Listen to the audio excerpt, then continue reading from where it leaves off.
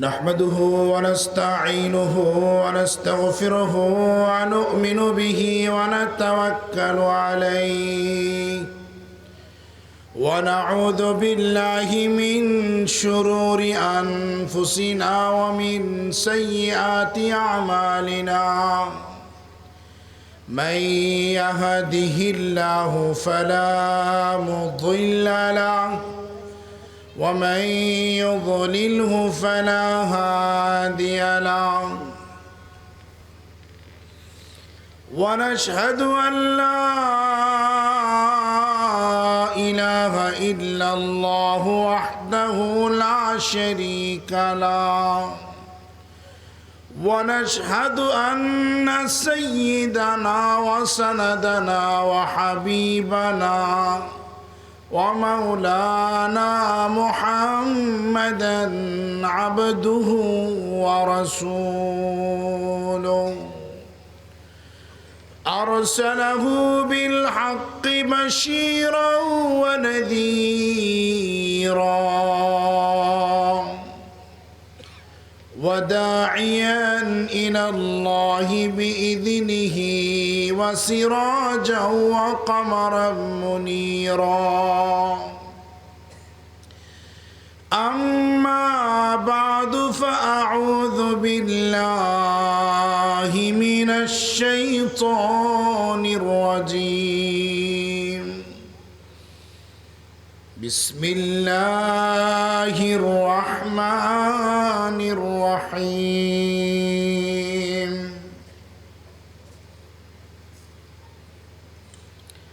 وأقيموا الصلاة وآتوا الزكاة وقال تعالى رجال لا تلهيهم تجارة ولا بيع عن ذكر الله وإقام الصلاة وإيتاء الزكاة يخافون يوما تتقلب فيه القلوب والأبصار وقال رسول الله صلى الله عليه وسلم بني الإسلام على خمس شهادة أن لا إله إلا الله وأن محمدا عبده ورسوله وإقام الصلاة وإيتاء الزكاة والحج وصوم رمضان أو كما قال رسول الله صلى الله عليه وسلم صدق الله العلي العظيم وصدق رسوله النبي الأمي الكريم ونحن على ذلك لمن الشاهدين والشاكرين والذاكرين والحمد لله رب العالمين محبت الشهيد درود إبراهيم شكري পড়েন اللهم صل على محمد وعلى آل محمد كما صليت على إبراهيم وعلى آل إبراهيم إنك حميد مجيد اللهم بارك على محمد وعلى آل محمد كما باركت على إبراهيم وعلى آل إبراهيم إنك حميد مجيد زمهجوری برآمد و جان عالم زمهجوری برآمد و جان عالم ترحم یا نبی اللہ ترحم ترحم يا نبي الله ترحمنا آخر رحمة للعالمين زم حرومات چرا غافل نشینی زم حرومات چرا غافل نشینی برو آوار سرز برد یمانی برو آوار سرز برد یمانی که روی تست صبح زندگانی که روی تست صبح زندگانی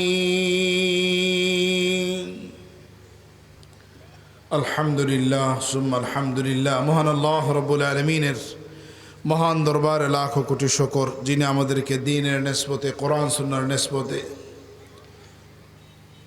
খোলাপাড়া মৃত ব্যক্তিদের রূহের মাগফিরাত কামনায় ওয়াজ ও দোয়ার মাহফিলের দ্বিতীয় ও শেষ অধিবেশনে আসার বসার কোরআন সুন্নাহ থেকে কিছু আলোচনা করা ও শোনার তৌফিক দান করেছেন। তাই সকলে মন প্রাণ উজাড় করে কালিমাতুশ শুকর আদায় করি আলহামদুলিল্লাহ। ঢাকার মুসলমানের আওয়াজে চিৎকার করে বলি আলহামদুলিল্লাহ। যেইভাবে ভারত হুমকি দেওয়া শুরু করছে, এইভাবে যদি আলহামদুলিল্লাহ বলেন তাহলে তো তাড়াতাড়ি বাংলাদেশ দখল করে ফেলবে, ঠিক না বেটি? চিৎকার করে বলেন না আলহামদুলিল্লাহ। হয় নাই, ভারত এখনো ভয় পায় না, আরো জোরে বলেন আলহামদুলিল্লাহ। এখন কিছুটা ভয় পাইলে পাইতেও পারে।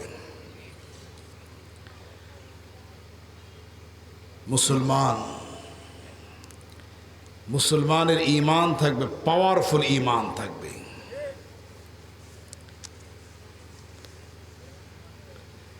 আল্লাহ তাআলা আমাদেরকে খুব মহাব্বত করে মানুষ বানিয়েছেন। সুবহানাল্লাহ বলবেন না? আরো জোরে বলেন সুবহানাল্লাহ। পারতেন মানুষ না বানিয়ে বিভিন্ন জন্তু জানোয়ার বানাইতে, পারতেন না? পারতেন না? পারতেন।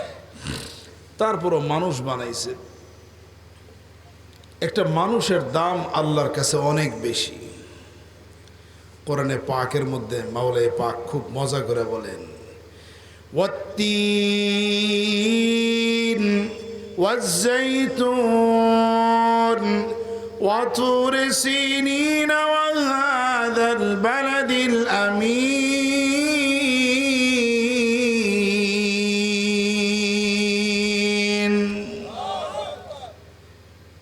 আল্লাহ তাআলার কসম খাওয়ার দরকার নাই, তারপর আল্লাহ তাআলা চারটা কসম খাইছেন। 3 ফলের কসম, জৈতুন ফলের কসম, তুর পর্বতের কসম, পবিত্র নগরীর কসম। এরপরে কি কয়? লাকাদ খালাকনাল ইনসানা ফি আহসানি তাকওয়িম। আমি মানুষকে খুব সুন্দর করে বানাইছি। সুবহানাল্লাহ। একটা কালা মানুষও অনেক সুন্দর আল্লাহর কাছে, ঠিক না? আল্লাহ তাআলা জীব জানোয়ার না বানাইয়া মানুষ বানাইছেন। আবার মানুষ বানাইয়া ক্ষান্ত হন নাই। মুসলমান ঈমান ও ইসলামের দৌলত দিয়ে আমাদেরকে মুসলমান বানাইছেন। চিৎকার করে বলুন আলহামদুলিল্লাহ। قال رسول الله صلى الله عليه وسلم قال رسول الله صلى الله عليه وسلم لا تقوم الساعة حتى لا يقال في الأرض الله الله। রাসূল বলেন, নবীজি বলেন, পৃথিবী ধ্বংস হবে না যতদিন পর্যন্ত এই পৃথিবীর বুকে একটা মানুষ থাকবে আল্লাহ আল্লাহ বলনেওয়ালা মুসলমান, ঠিক না বেঠি? চিৎকার করে বলো না, ঠিক না বেঠি? আসমান থেকে আল্লাহ তাআলা বাড়ি দ্বারা বর্ষণ করতে থাকবে, জমিন তার উর্বরতা প্রকাশ করতে থাকবে, সূর্য আলো দিতে থাকবে, চাঁদ আলো দিতে থাকবে, তারকারাজিগুলো ঝলমল ঝলমল করতে থাকবে যতদিন পর্যন্ত একটা মানুষ থাকবে আল্লাহ আল্লাহ বলনেওয়ালা মুসলমান, ঠিক না বেঠি? যত নন মুসলিম আছে, হিন্দু, বুদ্ধ, খ্রিস্টান, ইহুদি, নাসারা, সকলের খাবার পরার ব্যবস্থা আমি আর আপনি আসি বিধায় আল্লাহ করতেছেন, ঠিক না? মুসলমান থাকবে না, এই জমিন আল্লাহ রাখবে না। মুসলমান থাকবে না, এই আসমান আল্লাহ রাখবে না। মুসলমান থাকবে না, এই সূর্যটা আল্লাহ রাখবে না, ঠিক না বেঠি? আজকে যত নন মুসলিমদের খাবার পরার ব্যবস্থা আল্লাহ করতেছেন আমি আপনি আসি বিধায়। এই জন্য আল্লাহ আমাদেরকে ঈমান ও ইসলামের দৌলত দিয়ে মুসলমান বানিয়েছেন। চিৎকার করে বলেন আলহামদুলিল্লাহ। আরো জোরে সোরে আলহামদুলিল্লাহ। কিয়ামত কায়েম হবে না যতদিন পর্যন্ত একটা মানুষ থাকবে আল্লাহ আল্লাহ বলনেওয়ালা। লা ইলাহা ইল্লাল্লাহ, লা ইলাহা ইল্লাল্লাহ, লা ইলাহা ইল্লাল্লাহ মুহাম্মাদুর রাসূলুল্লাহ সাল্লাল্লাহু আলাইহি ওয়াসাল্লাম। ঈমান থাকতে হবে, পাওয়ারফুল ঈমান থাকতে হবে, যে ঈমান হবে কোয়ালিটি সম্পন্ন, যে ঈমান হবে কোয়ালিটি সম্পন্ন, দেখানোর জন্য না। ঈমান থাকবে আল্লাহর উপর গভীর ঈমান থাকবে, বিশ্বাস থাকবে। ইহুদি যারা আছে তারা দ্বিত্ববাদে বিশ্বাসী। কোরআন শরীফে আল্লাহ বলছে وقالت اليهود عزير ابن الله وقالت النصارى المسيح ابن الله।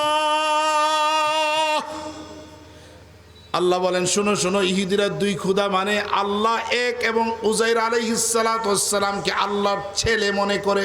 বলেন না নাউজুবিল্লাহ, জোরে বলেন, আরো জোরে বলেন।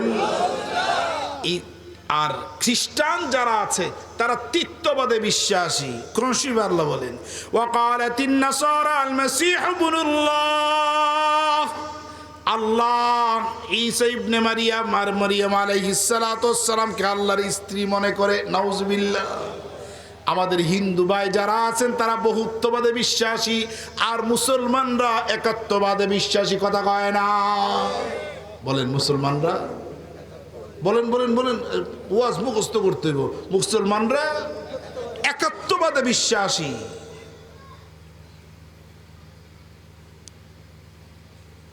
হযরত বায়েজিদ বুস্তামি রহমতুল্লাহ আলাইহি ঈমান এত বেশি ছিল, যার ভিতরে কোরআন সুন্নাহর ইলম আছে, যার ভিতরে কোয়ালিটি সম্পন্ন ঈমান আছে, তার সামনে দুনিয়ার কোন শক্তি টিকতে পারে নাই, পারবে না, ঠিক না বেটি? একবার বায়েজিদ বুস্তামি রহমতুল্লাহ আলাইহি এক রাস্তা দিয়ে যাচ্ছিলেন, খ্রিস্টানদের এক বিশাল বড় সমাবেশ। এক পাদ্রী বক্তৃতা দিচ্ছিল, 400 বড় বড় পাদ্রী। ঈমান কাকে বলে দেখেন।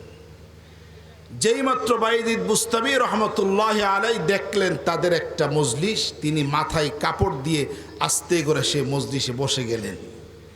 যেই মাত্র বসছে, খ্রিস্টান পাদ্রীর জবান আল্লাহ বন্ধ করে দিয়েছেন। সুবহানাল্লাহ। এর কথাবার্তা বলতে পারেনি কেন? ঈমানের পাওয়ারে। জিজ্ঞেস করছে আপনি কথা কন নাকি? সে সত্য কথা বলছে। দাখালা মুহাম্মাদি, মুহাম্মদের একজন সাচ্চা উম্মত প্রবেশ করার কারণে আমি পাদ্রীর জবান বন্ধ হয়ে গিয়েছে। সুবহানাল্লাহ। তো পাদ্রী তাকে কিভাবে লজ্জা দিবে? পাদ্রী বলতেছে ভাই যে তুমি দাঁড়াও, তোমাকে আমি কিছু প্রশ্ন করব, তুমি যদি উত্তর দিতে পারো। তখন বায়েজিদ বুস্তামি সাথে সাথে দাঁড়িয়ে গেলেন। সুবহানাল্লাহ। 64 কিংবা 65 কিংবা 68টা প্রশ্ন করছে। বায়েজিদ বুস্তামি রহমতুল্লাহ আলাইহি কোরআন সুন্নাহ ভিত্তিক প্রশ্নের উত্তর দিয়েছে। সুবহানাল্লাহ। 1 নম্বর পাদ্রী জিজ্ঞেস করছে, বায়েজিদ এমন এক জিনিসের নাম বলো যার কোনো দ্বিতীয় নাই। এবার বায়েজিদ বললেন কুল হুয়াল্লাহু আহাদ আল্লাহুস সামাদ লাম ইয়ালিদ ওয়া লাম ইউলাদ ওয়া লাম ইয়াকুল লাহু কুফুয়ান আহাদ। বাইজিদ বুস্তামি বলেন কুল হুয়াল্লাহু আহাদ, আল্লাহ এক, মুসলমান, এর কোনো দ্বিতীয় আসেনি। জোরে বলেন, আরো বলেন। কুল হুয়াল্লাহু আহাদ, আল্লাহ এক, এর কোনো দ্বিতীয় নাই। এবার পাদ্রী বললে, রে বাইজিদ, এমন দুই জিনিসের নাম বলো যার কোনো তৃতীয় নাই। বাইজিদ বুস্তামি এটাও কোরআনের মাধ্যমে জবাব দিলেন, খালাকাল্লাহুল লাইলা ওয়ান নাহারা, আল্লাহ তাআলা রাত আর দিন বানাইছেন, এর কোনো তৃতীয় আসেনি। মুসলমান আওয়াজ করে বলেন, এরে বাইজিদ, এমন তিন জিনিসের নাম বলো যার কোনো চতুর্থ নাই। এবার বাইজিদ বললেন, আল্লাহ বিশেষ বিশেষ তিনটা জিনিস বানাইছেন। একটা বানাইছেন কলম। কি বানাইছেন বলেন না? এক হাদিসের মধ্যে আছে যে সর্বপ্রথম জিনিস যেটা বানাইছেন কলম বানাইছেন। এই কলম আল্লাহর সাথে কথা বলছে, সুবহানাল্লাহ। কলমকে বলছে উক্তুব, তুমি লেখো। কলম বলে মা দাক্তুব, আমি কি লিখব? এবার কলমকে আল্লাহ বলেন উক্তুবিল কাদারা, তুমি তকদির লিপিবদ্ধ করো। কলম আমার তকদির, আপনাদের তকদির, আসমান জমিন যা কিছু আছে সব তকদির লিপিবদ্ধ করার পরে কলমের কালিও শেষ, কলম শুকায় গেছে, সুবহানাল্লাহ। লোহ বানাইছেন, আরশ বানাইছেন। এরপরে পাদ্রী বলে, এমন চার জিনিসের নাম বলো যার কোনো পঞ্চম নাই। এবার বাইজিদ বলে, আল্লাহ বড় বড় চারটা কিতাব নাজিল করেছেন, পাঁচটা নয়। তাওরাত, জবর, ইনজিল, এরপরে কি? জোরে বলেন, আরো জোরে বলেন। তাওরাত, জবর, ইনজিল, কোরআন। এর বাইজিদ এমন পাঁচ জিনিসের নাম বলো যার কোনো ষষ্ঠ নাই। এবার বাইজিদ বলেন, আল্লাহ মুসলমানদের উপর 5 ওয়াক্ত নামাজ নাজিল করেছে, সুবহানাল্লাহ। হাত তোলেন, কয় ওয়াক্ত? কয় ওয়াক্ত? আমরা কয় ওয়াক্ত পড়বো ইনশাআল্লাহ? জোরে বলেন না, কয় ওয়াক্ত পড়বো ইনশাআল্লাহ? জান্নাতে যাইতে হলে ফজরও লাগবে, জান্নাতে যাইতে হলে জোহরও লাগবে, জান্নাতে যাইতে হলে আসরও লাগবে, জান্নাতে যাইতে হলে মাগরিব লাগবে, জান্নাতে যাইতে হলে এশাও লাগবে, ঠিক না? এবার পাদ্রী বলে, আরে বাইজিদ এমন 6 জিনিসের নাম বলো যার কোনো সপ্তম নাই। এবার বাইজিদ কোরআন শরীফ দিয়ে বলে, আল্লাযী খালাকাস সামাওয়াতি ওয়াল আরদি ওয়া মা বাইনাহুমা ফি 6 আইয়াম। আল্লাহ তাআলা আসমান জমিনের মধ্যে যা কিছু বানাইছেন সব কিছু 6 দিনে বানাইছেন, 5 দিনে বানান নাই, কিংবা 7 দিনেও বানায় নাই। সুবহানাল্লাহ কয় না? এরা বাইজিদ এমন 7 জিনিসের নাম বলো যার কোনো অষ্টম নাই। এটাও তিনি কোরআন শরীফ আয়াত দিয়ে বললেন, আল্লাযী খালাকাস সামাওয়াতি সাবআ সামাওয়াতিন তিবাকা। আল্লাহ তাআলা 1-2টা নয়, 7-7টা আসমান বানিয়েছেন, সুবহানাল্লাহ। এরা বাইজিদ এমন 8 জিনিসের নাম বলো যার কোনো নবম নাই। এবার বাইজিদ বললেন, জান্নাত কিন্তু আল্লাহ 8টা বানাইছেন, সুবহানাল্লাহ। এরকম প্রশ্ন চলতে আমার এত সময় নেই। 68টা প্রশ্নের উত্তর কোরআন সুন্নাহ ভিত্তিক বাইজিদ দিয়েছেন। বলার উদ্দেশ্য হলো ঈমানের পাওয়ার কেমন ছিল, সুবহানাল্লাহ। তো শেষমেশ বাইজিদ বুস্তামি বললেন, আচ্ছা পাদ্রী, আমি একটা প্রশ্ন করব, উত্তর দিতে পারবা? পাদ্রী কোনো কথা কয় না। এবার বাইজিদ বললেন, ঠিক আছে। পাদ্রী বলে, ঠিক আছে বলো। বাইজিদ বললেন, বলো না জান্নাতের চাবিটা কার কাছে আছে? সুবহানাল্লাহ। পাদ্রী আবার বলে, জান্নাতের চাবি মুহাম্মদুর রাসূলুল্লাহ সাল্লাল্লাহু আলাইহি ওয়াসাল্লামের হাতে জান্নাতের চাবি। যতদিন পর্যন্ত প্যারা নবী জান্নাতে প্রবেশ না করবে ততদিন পর্যন্ত অন্য কোন নবী জান্নাতে প্রবেশ করতে পারবে না। যতদিন পর্যন্ত উম্মতে মুহাম্মাদি জান্নাতে প্রবেশ না করবে অন্য কোন নবীর উম্মত জান্নাতে প্রবেশ করতে পারবে না, সুবহানাল্লাহ। আল্লাহ আমাদেরকে বাস্তবিক প্রেক্ষাপটে মুমিন হওয়ার তৌফিক দান, আমিন বলে। বর্তমান পৃথিবীতে 850 কোটিরও বেশি মানুষ রয়েছে, তোর মধ্যে মুসলমান 200 কোটি, আলহামদুলিল্লাহ বলে। দিন দিন মুসলমান বেড়েই চলছে, আল্লাহ আলহামদুলিল্লাহ বলবেন না? দিন দিন মুসলমান বেড়েই চলছে, কিন্তু দুঃখজনক বিষয় নামধারী মুসলমানের সংখ্যা বেশি। কথা কয় না? কিসের সংখ্যা বেশি বলেন না? নামধারী মুসলমানের সংখ্যা বেশি, কাজের মুসলমানের সংখ্যা দিন দিন কমছে। যে আয়াতে কারিমে তেলাওয়াত করেছি, আল্লাহ বলছেন তুমি যদি কাজের মুসলমান হতে চাও, আমি আল্লাহর দৃষ্টিতে মুসলমান হতে চাও, 5টা কাজ লাগবে। কয়টা কাজ লাগবে? আমরা ঢাকার মুসলমান, আওয়াজ শুনলে মনে হয় ওই কোনো গুরুস্থানে বয়ান করতেছি। আমি যদি আল্লাহর দৃষ্টিতে মুসলমান, আল্লাহর দৃষ্টি যদি পারফেক্ট কোয়ালিটি সম্পন্ন মুসলমান হতে চাই, গুণ কয়টা লাগবে বলেন? এই তো ঠিক আছে, আঙ্গুল তোলেন। কয়টা লাগবে? জোরে বলেন, কয়টা লাগবে? মাশাআল্লাহ। ওয়াজ কি রাইখা যাব না নিয়ে যাব? ইনশাআল্লাহ নিয়ে যাব ইনশাআল্লাহ। আল্লাহ তৌফিক দান করেন। কোরআন শরীফ খুলেন। রিজালুল্লাহ তুলহিহিম তিজারাতু ওয়ালা বাইউন আন যিকরিল্লাহ ওয়া ইকামিস সালাতি ওয়া ইতাইজ যাকাত ইয়াখাফুনা ইয়াওমান তাতাকাল্লাবু ফীহিল কুলুবু ওয়াল আবসার। আল্লাহ বলেন তুমি যদি আমি আল্লাহর দৃষ্টিতে মানুষ হতে চাও, 1 নাম্বার লাগবে কোরআন। মুসলমান আওয়াজ করে বলেন 1 নাম্বার কি লাগবে? আরো জোরে বলেন কি লাগবে? এর আগে যদি আরেকটু কথা বলতে যাই, এই হাদিসটার সে অংশটা বলে এই জায়গায় আসব। আল্লাহ রাসূল বলছেন ইসলামের ভিত্তি 5টি। ইসলামের ভিত্তি কয়টি? প্রথম যেটা, বুনিয়াল ইসলাম আলা খামস শাহাদাতি আল্লা ইলাহা ইল্লাল্লাহ ওয়া আন্না মুহাম্মাদান আবদুহু ওয়া রাসূলুহু। এই ফাউন্ডেশনটা আগে ঠিক করেন। 1 নম্বর আল্লাহর উপর ঈমান আনতে হবে। বলেন 1 নম্বর কার উপর ঈমান আনতে হবে? আরো জোরে বলেন, কার উপর ঈমান আনতে হবে? আমাদের আছে, আলহামদুলিল্লাহ বলেন। ওয়া আন্না মুহাম্মাদান আবদুহু ওয়া রাসূলুহু।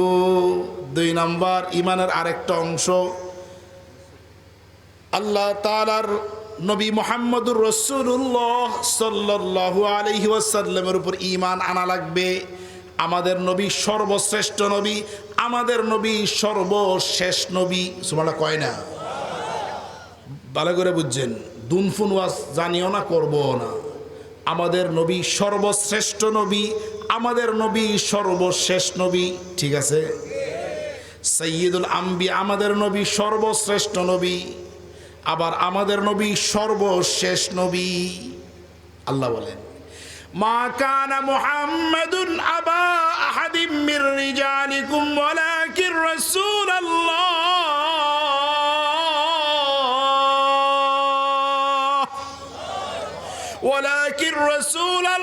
ওয়া খাতামান নাবিয়্যিন ওয়া কানা আল্লাহু বিকুল্লি শাইইন আলিমা।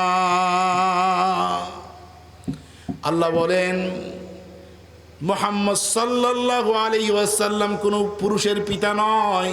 মুহাম্মদ সাল্লাল্লাহু আলাইহি ওয়াসাল্লাম তিনি হলেন খাতামুন নবিয়্যিন, সর্বশেষ নবী। সুবহানাল্লাহ। ভালো করে বোঝার চেষ্টা করবেন। কিয়ামতের আগে আবার ঈসা আলাইহিস সালাতু ওয়াস সালাম আসবে। কিয়ামতের আগে হযরত ঈসা আলাইহিস সালাম আসবে। তিনি যে আসবে তাহলে তো বোঝা গেল আমাদের নবীর পর আরো নবী আসবে। ঠিক না ঠিক বলেন না? আমাদের নবীর পর আরো নবী আসবে, এটা বোঝা গেছে। ভালো করে বুঝবে। ডাক্তার চিকিৎসা দিয়েছে, মনে করেন 4 তলা একটা রোগীকে চিকিৎসা দিয়েছে। চিকিৎসা দেওয়ার পরে ডাক্তার নিচে নামছে, ভুলে তার থার্মোমিটার 4 তলা রেখে আসছে। নিচে নামার পর মনে হচ্ছে আমার তো থার্মোমিটার 4 তলা রেখে আসছি। দ্বিতীয়বার যে ডাক্তার 4 তলায় গেছে, রুগীকে চিকিৎসা দেওয়ার জন্য গেছে নাকি নিজের কাজে গেছে? জোরে বলেন। এই বিষয়টা যেমনে বুঝেছেন, ঠিক তেমনি ভাবে ঈসা আলাইহিস সালাতু ওয়াস সালাম এখন পর্যন্ত তিনি আসমানে জীবিত আছেন। সুবহানাল্লাহ। দুনিয়ার মধ্যে যে একবার আসবে তার দুনিয়ার মধ্যে মৃত্যুবরণ করতেই হবে। মৃত্যুর হাত থেকে আল্লাহর নবীও বাঁচতে পারেন নাই। ঠিক না বেটি? তো যে দুনিয়ার মধ্যে আসবে তারই মৃত্যুবরণ করতে হবে।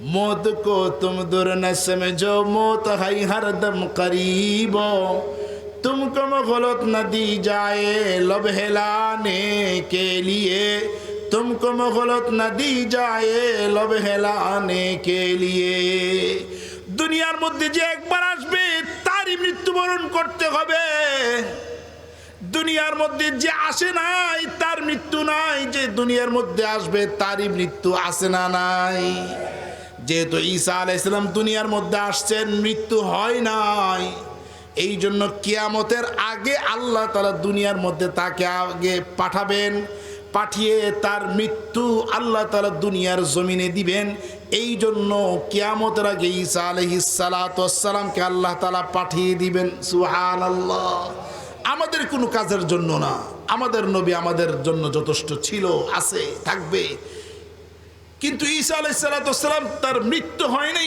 এই জন্য তিনি দুনিয়ার মধ্যে আসবেন প্রশ্নের উত্তর ক্লিয়ার না বলেন না জোরে বলেন তা আমাদের নবী সর্বশেষ নবী আমাদের নবী সর্বশ্রেষ্ঠ নবী আমাদের নবীর পরে কোনো নবী নাই বলেন জোরে কোন আমাদের নবীর পরে কোনো নবী আরো জোরে আমাদের নবীর পরে কোনো নবী যারা দাবি করবে মিথ্যুক মিথ্যাবাদে ঠিক না বেঠি গোলাম আহমদ কাদিয়ানি সে নিজেকে সর্বশেষ নবী দাবি করে নাউজুবিল্লাহ বলেন না নাউজুবিল্লাহ ও মুসলমান শরীয়তের একটা মাসআলা হইল নবী যেই জায়গায় ইন্তেকাল হবে সেই জায়গায় তার দাফন হবে আমাদের নবী বিশ্বনবী মুহাম্মদুর রাসূলুল্লাহ সাল্লাল্লাহু আলাইহি ওয়াসাল্লাম ইন্তেকাল হয়েছে কোন জায়গায় আম্মা জান আয়েশার ঘরে ওই জায়গায় তার দাফন হয়েছে কিন্তু গোলাম মোহাম্মদ কাদিয়ানি মারা গেছে বাথরুমে কোন জায়গায় কন্যা জোরে বলেন কোন জায়গায় মারা গেছে বাথরুমে মারা গেছে তাহলে তার দাফন কোন জায়গায় বাথরুমে তো নবী কি বাথরুমে মারা যাইতে পারে কথা কয় না তাহলে ভণ্ড প্রতারক ছাড়া আর কিছুই না ও মুসলমান ভালো করে বুঝে রাখতে হবে আমাদের নবীর পরে কোনো নবী নাই যারা বলবে তারা ভণ্ড প্রতারক মিথ্যাবাদী ছাড়া আর কিছুই নয় ঠিক না বেঠি এই ব্যাপারে ঈমান আমাদের থাকবে তো ইনশাআল্লাহ আল্লাহ তৌফিক দান করেন যাক যেটা বলতেছিলাম রিজালুল্লাহ তুলহিহিম তিজারাতু ওয়ালা বাইউন যিকরিল্লাহ ওয়া ইকামিস সালাতি ওয়া ইতাইজ যাকাত ইয়াখাফুনা ইয়াওমান তাতাকাল্লাবু ফীহিল কুলুব ওয়াল আবসার আল্লাহ তাআলা বলেন বান্দা তুমি যদি আমার দৃষ্টিতে মানুষ হতে চাও এক নাম্বার লাগবে কোরআন বলেন এক নাম্বার কি লাগবে সবাই বলেন এক নাম্বার কি লাগবে জিক্রুল্লাহর সমস্ত মুফাসসিরিন ইকরাম একমত এখানে জিক্রুল্লাহর অর্থ হলো আই কালামুল্লাহ মানে হইল জিক্রুল্লাহর মানে হলো কালামুল্লাহ তুমি যদি আল্লাহর দৃষ্টিতে মুমিন বান্দা হতে চাও মুসলমান হতে চাও তোমার এক নাম্বার লাগবে কোরআন এক নাম্বার কি লাগবে অন্য আয়াতে আল্লাহ আরো মজা করে বলেন লাহুম কুলুবুল লা ইয়াফকাহুনা বিহা ওয়া লাহুম আ'য়ুনুল লা ইউবসিরুনা বিহা ওয়া লাহুম আযানুল লা ইয়াসমাউনা বিহা উলাইকা কাল আনআম বাল হুম আযাল উলাইকা হুমুল গাফিলুন আল্লাহ বলেন কিছু মানুষ এমন আছে চোখ আছে দেখে না কান আছে শুনে না জবান আছে বলে না দিল আছে বুঝে না এমন মানুষ আমাদের সমাজে আছে না নাই ঈদের সামনে টঙ্গের দোকানে বইসা যেই মাত্র আজান পড়ছে বাড়ি চলে গেছে আছে না নাই বলেন আল্লাহ কি কয় দিল আছে বুঝে না চোখ আছে মসজিদ দেখে না কান আছে আজান শুনে না এমন আছে না নাই বলেন না মানে আজান পড়তেছে শুনে না মানে সে আজান শুনেও সে তার নিজস্ব কাজে ব্যস্ত থাকে এমন মানুষ আমাদের সমাজে আছে না নাই আল্লাহ কি বলে জানেন উলাইকা কাল আনআম তারা মানুষ নয় চতুষ্পদ জন্তু কার কথা আল্লাহর কথা বালহুম আদল এর চেয়ে নিকৃষ্ট তো আল্লাহর দৃষ্টিতে আমাদের সকলকে আল্লাহ মানুষ হওয়ার তৌফিক দান করেন এখন আসেন যেটা বলতেছিলাম, আমি যদি আল্লাহর দৃষ্টিতে মানুষ হতে চাই, গুণ লাগবে কয়টা? জোরে বলেন না কয়টা? এই 5 গুণ নিয়ে একটু আলোচনা করবো। 1 নাম্বার কোরআন লাগবে। 1 নাম্বার কি লাগবে? কোরআন লাগবে। ভালো করে বুঝবেন, কোরআন ছাড়া মানুষ, দেখতে শুনতে মানুষ হইল, কোরআন ছাড়া মানুষ হতে পারে না। কোরআন শরীফে আল্লাহ চমৎকার করে বলছেন, আর রহমান আর রহমান আল্লামাল কুরআন খালাকাল ইনসান। আল্লাহ বলেন রহমান, যিনি কোরআন শিখিয়েছেন তারপরে মানুষ বানিয়েছেন। ভালো করে বুঝবেন। আচ্ছা, মানুষ কি দুনিয়াতে আগে আসে নাকি আগে পেটের থেকে কোরআন শরীফ শিখে আসে? বলেন তো, পেটের থেকে কোরআন শরীফ শিখে আসে নাকি দুনিয়ার মধ্যে আগে আসে তারপরে কোরআন শরীফ শিখে? বলেন তো, আগে পেটের থেকে বের হয় তারপরে কি বলেন, তারপরে কোরআন শরীফ শিখে। আল্লাহ কইতেছে কোনা, রহমান যিনি কোরআন শিখিয়েছেন তারপরে মানুষ বানাইছেন। তা আমারটা ঠিক না আল্লাহরটা ঠিক? আল্লাহরটা ঠিক। মানুষ 2 প্রকার। এক প্রকার মানুষ হলো বংশীয় মানুষ, দেখতে শুনতে মানুষ, মানুষের ঘরে জন্মগ্রহণ করছে মানুষ। আরেক প্রকার মানুষ হলো গুণগত মানুষ। তুমি যদি বান্দা গুণগত মানুষ হতে চাও, কোরআন ছাড়া তুমি গুণগত মানুষ হইতে পারবা না। ঠিক না বেঠি? এই কথাটা আল্লাহ বুঝাইছেন। আর রহমান আর রহমান আল্লামাল কুরআন খালাকাল ইনসান। রহমান যিনি মানুষকে কোরআন শিখিয়ে গুণগত মানুষ বানিয়েছেন। সুবহানাল্লাহ। কোরআনের স্পর্শ ছাড়া, কোরআনের সংস্রব ছাড়া, কোরআনের স্পর্শ ছাড়া কেউ মানুষ, কোনো বংশীয় মানুষ গুণগত মানুষ হতে পারে না। 2টা দৃষ্টান্ত পেশ করব বাস্তবিক। আমাদের বাংলাদেশে একটা নারী ছিল যার নাম হলো তাসলিমা নাসরিন, যে বর্তমানে ভারতে অবস্থান করছে। ঠিক না বেঠিক বলেন না? সে একবার বলছে, আমার যে পেটটা দেখতেছো না, এই পেটটা আমার অংশ। এই পেটে কোন জায়গার থেকে বাচ্চা নিব না না নিব এটা আমার স্বামীর অধিকার নাই, এটা আমার নিজের অধিকার। নাউজুবিল্লাহ কয় না? এটা কি কোনো মানুষের আদর্শ নাকি কুকুরের আদর্শ? বলেন তো, জোরে বলেন। তাহলে তাসলিমা নাসরিন যে এই কথা বলছে, এর মাধ্যমে কি বোঝা যায়? কোরআনের স্পর্শ না থাকার কারণে মনুষ্যত্ব হারিয়ে কুকুরের আদর্শ সে গ্রহণ করেছে। ঠিক না বেঠি?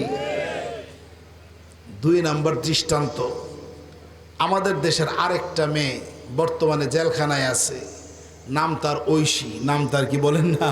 ঐশী। নিজ হাতে নিজের মা বাপকে ছুরি চালাইয়া হত্যা করছে। এখন না, আরো কয়েক বছর আগে। পত্রিকার মধ্যে কি লেখছে জানেন? জেলখানার জেলার যিনি আছেন তিনি একজন হুজুর ঠিক করছেন এই মেয়েকে যেন কোরআন শিখানো হয়। সুবহানাল্লাহ কয় না? তাকে যেন নামাজ শিখানো হয়, তাকে যেন ইসলাম শিখানো হয়, তাকে যেন দ্বীন শিখানো হয়, তাকে যেন শরীয়ত শিখানো হয়। এটা কি ভালো কাজ করছে না খারাপ কাজ করছে? জোরে বলেন। তো এই দ্বীনি শিক্ষা যদি তার মা বাপ তাকে আগে দিত, কোরআনের শিক্ষাই যদি আগে তার মা বাপ শিখাইতো, তাহলে তার মা বাবার এমন করুণ পরিণতি বহন করতে হতো না। ঠিক না বেঠি? এই কথাটি আল্লাহ বলছেন, রিজালুল্লাহ তুলহিহিম তিজারাতু ওয়ালা বাইউন আন যিকরিল্লাহ। বান্দা, তুমি যদি আল্লাহর দৃষ্টিতে মানুষ হতে চাও, কোরআন ছাড়া কোনো বিকল্প নাই। ঠিক না বেঠি? আল্লাহ আমাদের সকলকে কোরআন শিক্ষার তৌফিক দান করেন। বর্তমান ফিতনার জমানা চলতেছে। কয়টা ফিতনার কথা বলুন? একটাই বলি, যেহেতু কোরআন নিয়ে আলোচনা। বর্তমানে এক শ্রেণী বের হয়েছে যারা বলে কোরআন শরীফ না বুঝে পড়লে কোনো সওয়াব নাই। এরকম কথা আপনারা শুনছেন না শুনেন নাই? কোরআনের হক 60টা, আমার সময় নাই। কোরআনের 60টা হক। 1 নাম্বার হক হলো সহি শুদ্ধ করে তেলাওয়াত করে, এটা কোরআনের 1 নাম্বার হক। আচ্ছা বলেন তো, আপেল খাইলে, কমলা খাইলে, আঙ্গুর, নাশপাতি, বেদানা খাইলে রোগ প্রতিরোধকমূলক ক্ষমতা শরীরে হয় না হয় না? জোরে বলেন। এই যে শরীরে রোগ প্রতিরোধকমূলক ক্ষমতা হয়, এটা কি কোনো রিক্সাওয়ালা বা নিম্ন শ্রেণীর যারা আছে তারা বুঝতে পারে না। কিন্তু খাইলে এটা হয় না। ঠিক তেমনি ভাবে কোরআন শরীফ না বুঝে পড়লেও এর সওয়াব হইতেই থাকে। সুবহানাল্লাহ। 60টা হক বুঝা পড়লে তো সওয়াব আছে, কিন্তু এই কথা বলার কোনো অবকাশ নাই যে কোরআন শরীফ না বুঝে পড়লে কোনো সওয়াব নাই। এর মাধ্যমে মুসলিম জাতিকে কোরআন থেকে বিচ্ছিন্ন করার এক নীল ষড়যন্ত্রে এক শ্রেণীর মানুষ লিপ্ত আছে। ঠিক না বেঠি? আপনারা আমার সম্মুখে যারা বসা আছেন, কয়জন পারবেন সূরা ফাতিহার অর্থ? তাহলে আপনি যে সূরা ফাতিহা পড়তেছেন যুগ যুগ ধরে, আপনার নামাজ হচ্ছে না বলেন? আরে হচ্ছে না। দুইটা দলিল পেশ করব। قال رسول الله صلى الله عليه وسلم قال رسول الله صلى الله عليه وسلم আল্লাহর নবী কত সুন্দর করে বলেন, মান কারা হারফাম মিন কিতাবিল্লাহ ফালাহু হাসানা ওয়াল হাসানাতু বিআশরি আমসালিহা লা আকুলু আলিফ লাম মিম হারফুন বাল আলিফুন হারফুন ওয়া লামুন হারফুন ওয়া মিমুন হারফুন আও কামা ক্বালা রাসূলুল্লাহ সাল্লাল্লাহু আলাইহি ওয়াসাল্লাম। প্রিয় নবী বলেন, কোরআনের একটা হরফকে যে সহি শুদ্ধ উচ্চারণ করে পড়বে, আল্লাহ তাআলা তাকে একটা হাসানা দান করবেন। একটা হাসানা সমান 10টা নেকি। সুবহানাল্লাহ কয় না? রাসূল বলেন, আলিফ লাম মিম হারফুন, লা লা লা, আলিফ একটা হরফ, লাম একটা হরফ, মিম একটা হরফ।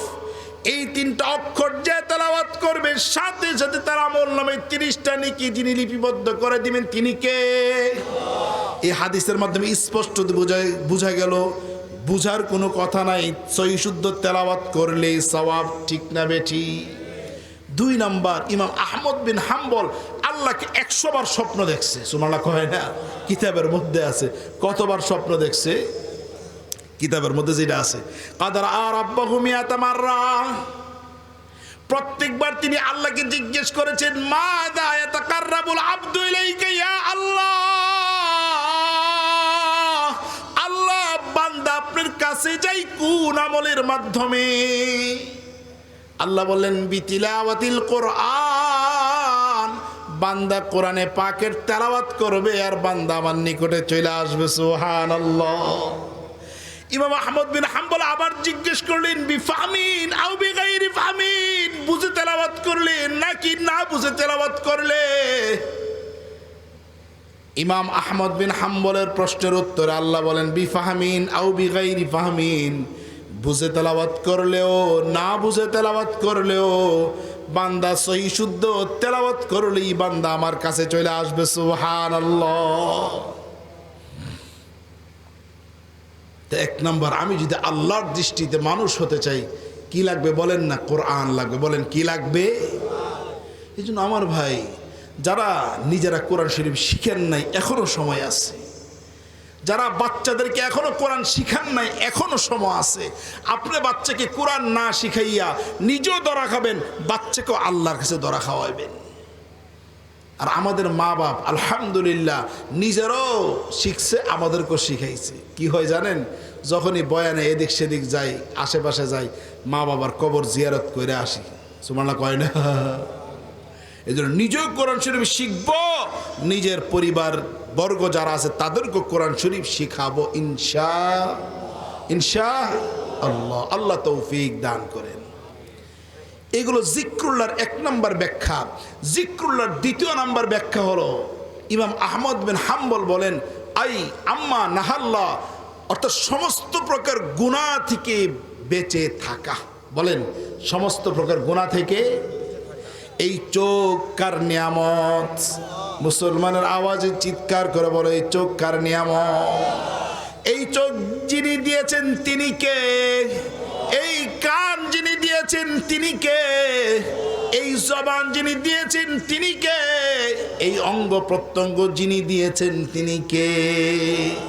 অতএব আল্লাহ তাআলা দিয়েছেন, আল্লাহর মর্জি মাফিক সেই অঙ্গ প্রত্যঙ্গে চালাইতে যদি বান্দা তুমি পারো, তাহলে বান্দা তুমি আল্লাহর দৃষ্টিতে মানুষ হওয়ার 2 নম্বর গুণাবলী তুমি অর্জন করে ফেলেছো। সুবহানাল্লাহ। এই জন্য তো হাকিমুল থানবী নওয়ারাল্লাহু তাআলা মারকাদা চমৎকার করে বলছেন, কেউ যদি তার দৃষ্টিকে একবার বেগার নারী থেকে হেফাজতে রাখে 10,000 রাকাত তাহাজ্জুদের চেয়ে বেশি সওয়াব হবে। সুবহানাল্লাহ। আমার দাদা শেখ শাহ হাকিম মোহাম্মদ আখতার নওয়ারাল্লাহু তাআলা মারকাদা চমৎকার করে লিখছেন, তিনি বলেন যে ব্যক্তি তার চোখকে একবার বেগার নারী থেকে হেফাজত করবে, 1,00,000 রাকাত তাহাজ্জুদের চেয়ে বেশি দাম আল্লাহর দরবারে সে অর্জিত হবে। সুবহানাল্লাহ। আমার শেখ ও মুর্শিদ আরিফ বিল্লাহ রুমিয়া জমানা শাহ আব্দুল মতিন বিন হুসাইন দামাত বারাকাতুহুল আলিয়া বারাকাল্লাহু ফি হায়াতি তাইয়্যিবা হযরতজি বলেন, যে ব্যক্তি একবার তার দৃষ্টিকে হেফাজত করছে, 1,00,000 রাকাত তাহাজ্জুদ পড়লে যে মাকাম অর্জিত হয়, এর চেয়ে উঁচু মাকাম আল্লাহ তাকে দান করবেন। সুবহানাল্লাহ। এই জন্য চোখকে আমরা অপাত্রে ব্যবহার করব, বলেন অপাত্রে ব্যবহার করব। আল্লাহ আমাকে তৌফিক দান করেন, আল্লাহ আপনাদেরকেও তৌফিক দান, আমিন বলেন না। এই চোখ দিয়ে যখন বান্দা বেগানা নারীর দিকে তাকায়, আল্লাহ কিন্তু ডাকতে থাকে, বান্দা দেখিস না, বান্দা দেখিস না, বান্দা দেখিস না। যুবকরা যখন ব্লু ফিল্ম দেখে, যুবকরা যখন খারাপ কিছু দেখে, আল্লাহ বলে দেখিস না, দেখিস না, দেখিস না, দেখিস না, বান্দা তুই দেখিস না। সুবহানাল্লাহ কয় না, আল্লাহ ডাকতে থাকে। আর কি বলে জানেন? ফাইনা তাযহাবুন, ফাইনা তাযহাবুন, ফাইনা তাযহাবুন। যুবক তুই আমাকে ছেড়ে কোথায় যাচ্ছিস? আল্লাহ ডাকে ওই শুন, আল্লাহ ডাকে ওই শুন। তখন কইতে হুজুর আমরা দিয়ে শুনি না। কেমনে শুনবেন? গুনাহ করতে করতে চোখের মধ্যে পর্দা পড়ে গিয়েছে, গুনাহ করতে করতে কানের মধ্যে পর্দা পড়ে গিয়েছে, গুনাহ করতে করতে জিহ্বাটা শক্ত হয়ে গেছে, গুনাহ করতে করতে এক একটা অঙ্গ প্রত্যঙ্গ আর অঙ্গ প্রত্যঙ্গ রয় নাই। এই জন্য আল্লাহ ডাকলো শুনি না। ঠিক না বেঠিক কর না? এই জন্য চোখকে গুনাহ থেকে বাঁচাবো ইনশাআল্লাহ। বলেন না ইনশাআল্লাহ, বলেন না ইনশাআল্লাহ।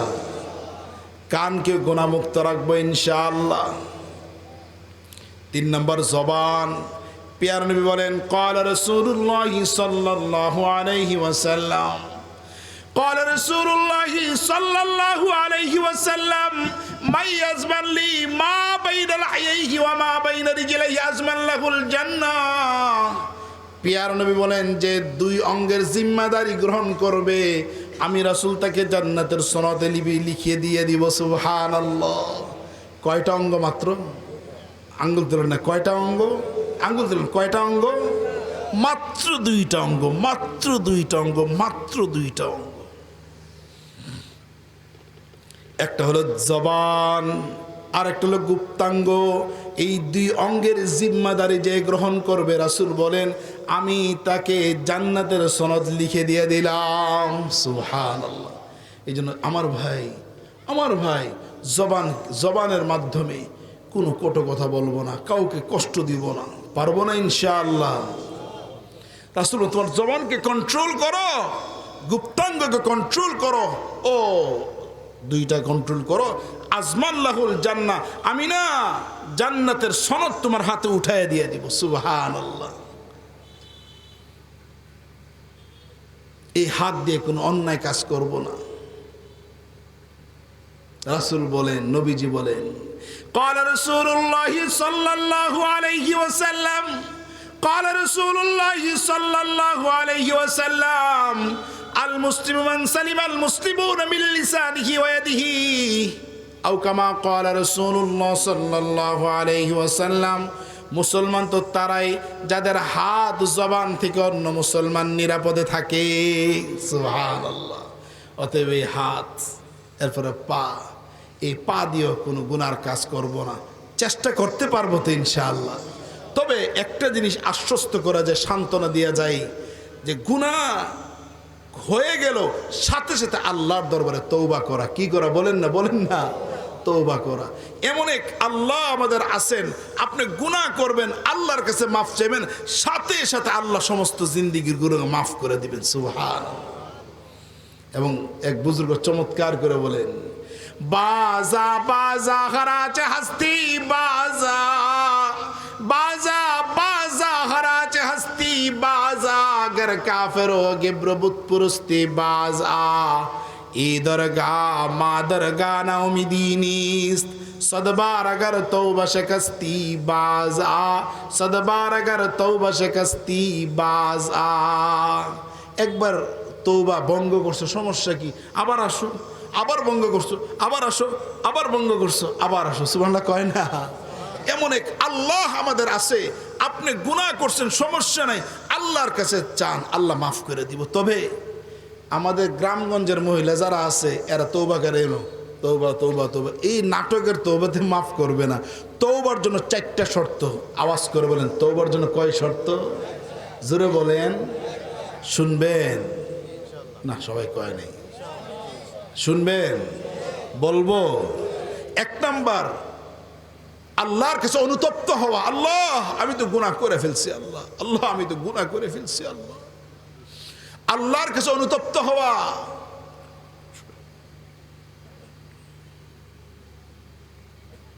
2 নাম্বার, গুনাহটা ছেড়ে দেওয়া। 2 নাম্বার, গুনাহটা ছেড়ে দেওয়া। 3 নাম্বার, করব না, এই ব্যাপারে দৃঢ় সংকল্পবদ্ধ হওয়া। এই 3 শর্ত সাপেক্ষে আল্লাহর যে বান্দা তওবা করবে, আল্লাহ সাথে সাথে তার জীবন জিন্দেগির গুনাহ মাফ করে দিবেন। হাদিসের মধ্যে রাসূল চমৎকার করে বলছেন, قال رسول الله صلى الله عليه وسلم قال رسول الله صلى الله عليه وسلم التائب من الذنب كمن لا ذنب له। যে গুনাহ করে তওবা করে তার কেমন যেন গুনাহই নাই। সুবহানাল্লাহ। মুসা আলাইহিস সালাম একবার নামাজ পড়ছেন, বৃষ্টি হয় না। আল্লাহ কো বৃষ্টি মিষ্টি হবে না, তোমার এই উম্মতের মধ্যে একটা বাটপার উম্মত আছে, এ 40 বছর পর্যন্ত আমার নাফরমানি করে, সে যতক্ষণ পর্যন্ত না উঠবে আমি বৃষ্টি দিব না। আচ্ছা, এখন যদি বলা হয় যে আজকে ফজরের নামাজ কে পড়েন নাই, আপনি দাঁড়ান, কেউ দাঁড়াবে? একথা বলে, কেউ দাঁড়াবে? দাঁড়াবে। কিন্তু যাকে বলছে সে বুঝেছে না বুঝে নাই? বলছে একটা 40 বছর পর্যন্ত একজন নাফরমান, সে চলে যাও, আল্লাহ বৃষ্টি দিচ্ছে না। এখন সে চিন্তা করল, ইন্নালে সবার সামনে লজ্জা পাবো। এখন সে ভিতরে ভিতরে আল্লাহর কাছে খুব কাই মনোবাক্যে তওবা করছে। এমন তওবা করছে, একদম তওবায়ে নাসুহা। আল্লাহ তাআলা সাথে সাথে বৃষ্টি নাজিল করলেন। সুবহানাল্লাহ। মুসা আলাইহিস সালাম বললেন যে আমি দেখছি কেউ ওঠে নাই, আপনি বৃষ্টি দিলেন যে? আল্লাহ বলেন, মুসা আমার বান্দার সাথে আমার কথোপকথন হয়ে গিয়েছে। সুবহানাল্লাহ। আল্লাহ সে লোকটাকে আল্লাহ বলেন 40 বছর পর্যন্ত ঠিকানা বলি নাই, এখন সে তওবা করে আমি আল্লাহর নিকটতম বান্দা হয়ে গিয়েছে, তার ঠিকানা তোমাকে জানাবো না। সুবহানাল্লাহ। এই জন্য আমার ভাই, 1 নম্বর গুনাহ করব না, হয়ে গেলে তওবা করব। বলেন, গুনাহ করব না, হয়ে গেলে তওবা করব। ঠিক আছে না? ইনশাআল্লাহ। আমাদের নবী বলেন, আমাদের নবীর কোনো গুনাহ ছিল না। তিনি বলেন, আমি না দৈনিক 100 বার ইস্তেগফার পড়ি। সুবহানাল্লাহ। ইন্নী লাস্তাগফিরুল্লাহ ফিল ইয়াউমি 100 মাররা। আমি দৈনিক 100 বার তওবা ইস্তেগফার পড়ি। সুবহানাল্লাহ। আমাদেরকে তৌফিক দান করেন, আমিন বলেন। তাহলে 2 নম্বর কথা কি ভাই? 3টা শর্ত সাপেক্ষে তওবা, অনুতপ্ত হওয়া, গুনাহটা ছেড়ে দেওয়া। 3 নাম্বার, দৃঢ় সংকল্পবদ্ধ হওয়া, আর গুনাহ করব না। 4 নাম্বার হইল, কেহ যদি কেহরও সম্পত্তি হরণ করে, মাল হরণ করে, মাল সম্পত্তি আগে দিবে, এরপরে তওবা করবে। কথা কয় না? এক বেটার জমিন নিয়ে গেছে, অনক আল্লাহ আপনি আমরা মাফ করে দেন। কথা কয় না? জমিন অন্যায়ভাবে হরণ করেছে, এখন আল্লাহর কাছে মাফ চা। আল্লাহ কি মাফ করবে? আগে তার জমিন তার কাছে বুঝিয়ে দিতে হবে, তার টাকা তার কাছে বুঝিয়ে দিতে হবে, এরপরে আল্লাহর কাছে মাফ চাইতে হবে। ঠিক না বেচি? আমার ভাই, তাহলে আমি যদি আল্লাহর দৃষ্টিতে মানুষ হতে চাই, 2 নাম্বার কি বলেন না? গুনাহ মুক্ত জীবন। বলেন 2 নাম্বার, গুনাহ মুক্ত জীবন। 3 নাম্বার, রিজালুল্লাহ তুলহিহিম তিজারাতু ওয়ালা বাইউন আন যিকরিল্লাহ ওয়া ইকামিস সালাতি ওয়া ইতাইজ যাকাহ। তিন নাম্বার, আমি যদি আল্লাহর দৃষ্টিতে মানুষ হতে চাই, তিন নাম্বার নামাজ লাগবে। আওয়াজ করে বলেন, তিন নাম্বার কি লাগবে? কখনো কি প্রশ্ন আসছেনি আমার ডান হাতে 5টা আঙ্গুল কেন, বাম হাতে কয় আঙ্গুল? বলেন না। ডান পায়ে কয় আঙ্গুল, বাম পায়ে কয় আঙ্গুল? যেন আল্লাহ ইশারা করতেছেন, বান্দা আঙ্গুল কিন্তু 5টা দিছি, বান্দা 5 ওয়াক্ত নামাজের দিকে ইঙ্গিত করছি। সুবহানাল্লাহ। قال رسول الله صلى الله عليه وسلم من قال لا إله إلا الله دخل الجنة। রাসূল বলেন, যে ব্যক্তি লা ইলাহা ইল্লাল্লাহ বলবে সে জান্নাতে প্রবেশ করবে। সুবহানাল্লাহ কয় না? তাহলে বোঝা গেল লা ইলাহা ইল্লাল্লাহ হলো জান্নাতে যাওয়ার চাবি। বলেন, লা ইলাহা ইল্লাল্লাহ হলো জান্নাতে যাওয়ার চাবি। চাবির মধ্যে দাঁত আছে না নাই? কথা কয় না। কোন চাবির মধ্যে একটা, কোন চাবির মধ্যে 2টা, কোন চাবির মধ্যে 3টা, কোন চাবির মধ্যে 4টা, কোন চাবির মধ্যে 5টা, কোন চাবির মধ্যে একাধিক দাঁত আছে না নাই? বলেন। এখন বুঝেন, লা ইলাহা ইল্লাল্লাহ হলো জান্নাতে যাওয়ার চাবি। আর এই চাবির মধ্যে 1 2 3 4 দাঁত লাগাইলে হবে না। এই জান্নাতে যাওয়ার চাবির মধ্যে 5টা দাঁত লাগাইতে হবে। কথা কয় না? ফজরের নামাজ একটা দাঁত, জোহরের নামাজ আর একটা দাঁত, আসরের নামাজ আর একটা দাঁত, মাগরিবের নামাজ আর একটা দাঁত, এশায়ের নামাজ আর একটা দাঁত। আল্লাহর যে বান্দা এই চাবির মধ্যে 5 দাঁত লাগাইতে পারবে, জান্নাতের সামনে দাঁড়াইতে দেরি হবে, জান্নাতের তালা খুলতে দেরি হবে না। সুবহান। খালি কি পুরুষের লেগে ওয়াজ করো, মহিলাদের একটা হাদিস শোনাই। قال رسول الله صلى الله عليه وسلم, যে মহিলা 4টা কাজ করবে, আঙ্গুল তুলে বলেন কয় কাজ? কয় কাজ? আঙ্গুল তুলেন না সবাই। কয় কাজ? জোরে বলেন, কয় কাজ? 4 কাজ। রাসূল বলছেন, আল মারআতু ইযা সাল্লাত খামসাহা, যেই মহিলা 5 ওয়াক্ত নামাজ পড়বে, ও সামাত শাহরা, রমজান শরীফের রোজা রাখবে, ওয়া আহসানাত ফারজাহা, পর্দা সহিত নিজের সতীত্বকে হেফাজত করবে। কিসের সহিত? কিসের সহিত? বলেন না। পর্দার সহিত নিজের সতীত্বকে হেফাজত করবে। 4 নাম্বার, ও আতাআত বালহা, স্বামীর অনুকরণ করবে। এই 4 কাজ। রাসূল বলেন, ফালতাদখুল মিন আইয়ি আবওয়াবিল জান্নাতি শাআত, জান্নাতের 8 দরজার যে কোনো এক দরজা দেশে জান্নাতে প্রবেশ করবে। সুবহানাল্লাহ। আল্লাহ আমাদের মা বোনদেরকে তৌফিক দান করুন। আমিন বলেন। আমিন।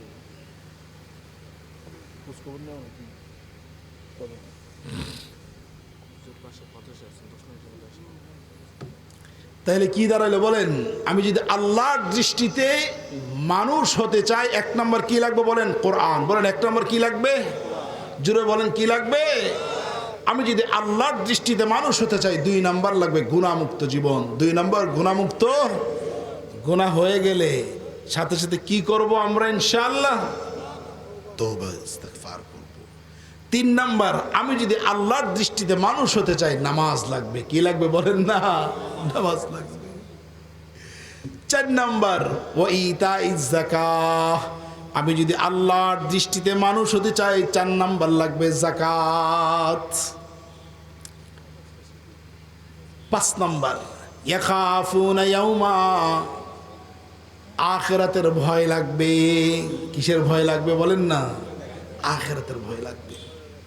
আমার ভাই, এই আখিরাতের ভয় একমাত্র জাগ্রত যারা করে তারা হলো এই বাংলার ওলামা একরাম। ঠিক না বেঠি? আখিরাতের ভয় জাগায় দাও, সেই ব্যক্তি আর গুনাহ করবে না। কথা কয় না? আখিরাতের ভয় জাগ্রত করে দাও, সে আর ঘুষ খাবে না।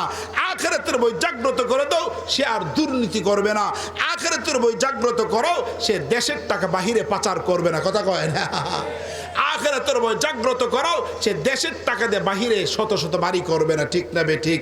এই আখিরাতের ভয় হলো মেইন জিনিস। আল্লাহ বলেন, ইয়াখাফুনা ইয়াউমা, ইয়াখাফুনা ইয়াউমা, ইয়াখাফুনা ইয়াউমা। বান্দা, তুমি যদি আল্লাহর ভয় জাগ্রত হয়, তার মাধ্যমে কোনো গুনাহ হতে পারে না। এই জন্য আমি যদি আল্লাহর দৃষ্টিতে মানুষ হতে চাই, 5 নাম্বার হলো আখিরাতের ভয়। কিসের ভয় বলেন না? বলেন না, জোরে বলেন, কিসের ভয়? আপনারা তো ট্রেনে বেশি যাতায়াত করেন না, ট্রেনে কিন্তু টিটি আছে না, টিকিট চেক করে। তো এক হুজুর ট্রেনে উঠছে, ওঠার পর হুজুর দেখলে তো মানুষ জায়গা চাইতে তো টিটি কই হুজুর টিকিট কই, আমি তো তাড়াতাড়ি উঠে গেছি, টিকিট কাটতে পারি নাই।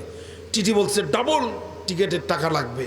হুজুর বলছে আমি ডাবল টিকিটের টাকা দিব, আমাকে একটা টিকিট দেন। যখন এই কথা বলছে তখন আর টিকিট দেয় না, তখন না হুজুর অল্প কিছু দিয়া দেন তাইলেই চলব। হুজুর না না অল্প কিছু, আমাকে টিকিট দেন, আমি আপনাকে ডাবল টাকা দিব। তো টিটি বলতেছে আমি আপনার থেকে কম নিতে চাই, আপনি বেশি দিতে চান কেন? হুজুর বলতেছে আমি আপনাকে বেশি দিতে চাই, আপনি কম নিতে চান কেন? কথা কয় না। টিটি যে এরকম কম নিতে চাই, তার মধ্যে কিসের ভয় নাই? কথা কয় না। কিসের ভয় নাই? আখিরাতের ভয় নাই। আমাদের বাংলাদেশের যত সরকার আছে, গেছে, আছে, আসবে, সমস্ত সরকার যত ইঞ্জিনিয়ার আছে তাদেরকে টাকা দেয়, যে ব্রিজ কালভার্ট করো, রাস্তা করো, রডের টাকা দেয়। এরা করে কি রড না দেয়, রডের বদলা বাঁশ দিয়ে দেয়। কথা কয় না। এমন ইঞ্জিনিয়ার আমাদের বাংলাদেশে আছে না নাই? তো সে যে রডের বদলে বাঁশ দিছে, তার ভিতরে কার ভয় নাই? বলেন না। আখিরাতের ভয় নাই। অথচ আল্লাহ বলছে তুমি যদি আমার দৃষ্টিতে মানুষ হতে চাও, তোমার আখিরাতের ভয় লাগবে। রিজালুল্লাহ তুলহিহিম তিজারাতু ওয়ালা বাইউন আন যিকরিল্লাহ ওয়া ইকামিস সালাতি ওয়া ইতাইজ যাকাত ইয়াখাফুনা ইয়াওমান তাতাকাল্লাবু ফীহিল কুলুবু ওয়াল আবসার। আখিরাতের ভয় লাগবে। আমাদের বাংলাদেশে না, পুরা বিশ্বের মধ্যে বহু বাংলাদেশের ডাক্তারও আছে, বহু ডাক্তার আছে যারা আমরা ছোটবেলা যখন ডাক্তার দেখাতে যাইতাম, আমার মনে আছে জিহ্বা দেখা আর চোখের এটা দেখা ডাক্তার প্রেসক্রিপশন লিখতে থাকতো। আপনাদের মনে আছে কিনা আমার জানা নাই। এখন ডাক্তাররা বিভিন্ন টেস্ট লাগবো, একটা হাজারো টেস্ট দিয়ে বসে থাকে, কথা বলে না। এটা কি রুগীর স্বার্থে নাকি নিজের স্বার্থে? বলেন কিসের জন্য? আখিরাতের ভয় নাই। আর এই আখিরাতের ভয়গুলো উলামা ইকরাম জাগ্রত করে। তা আমি যদি আল্লাহর দৃষ্টিতে মানুষ হতে চাই, আমার কয়টা গুণ লাগবে বলেন না? 5টা গুণ লাগবে। 1 নাম্বার বলেন, 1 নাম্বার কোরআন। বলেন 1 নাম্বার, বলেন 1 নাম্বার, 1 নাম্বার কোরআন। 2 নাম্বার গুনাহমুক্ত জিন্দিগি, 2 নাম্বার গুনাহমুক্ত জিন্দিগি। 3 নাম্বার নামাজ, 4 নাম্বার যাকাত, 5 নাম্বার আখিরাতের ভয়। আল্লাহ যে কথাগুলো বললাম, 1 নম্বর আমাকে আমল করার তৌফিক দান করেন, আপনাদেরকে আমল করার তৌফিক দান করেন। ওয়া আখিরু দাওয়ানা আনিল হামদুলিল্লাহি রাব্বিল আলামিন ওয়া মা আলাইনা ইল্লাল বালাগ। আমার শায়েখ চলে আসছে, হযরত চলে আসছে। এখন আপনাদের কাছে একটা কথা, মাহফিলটা আল্লাহর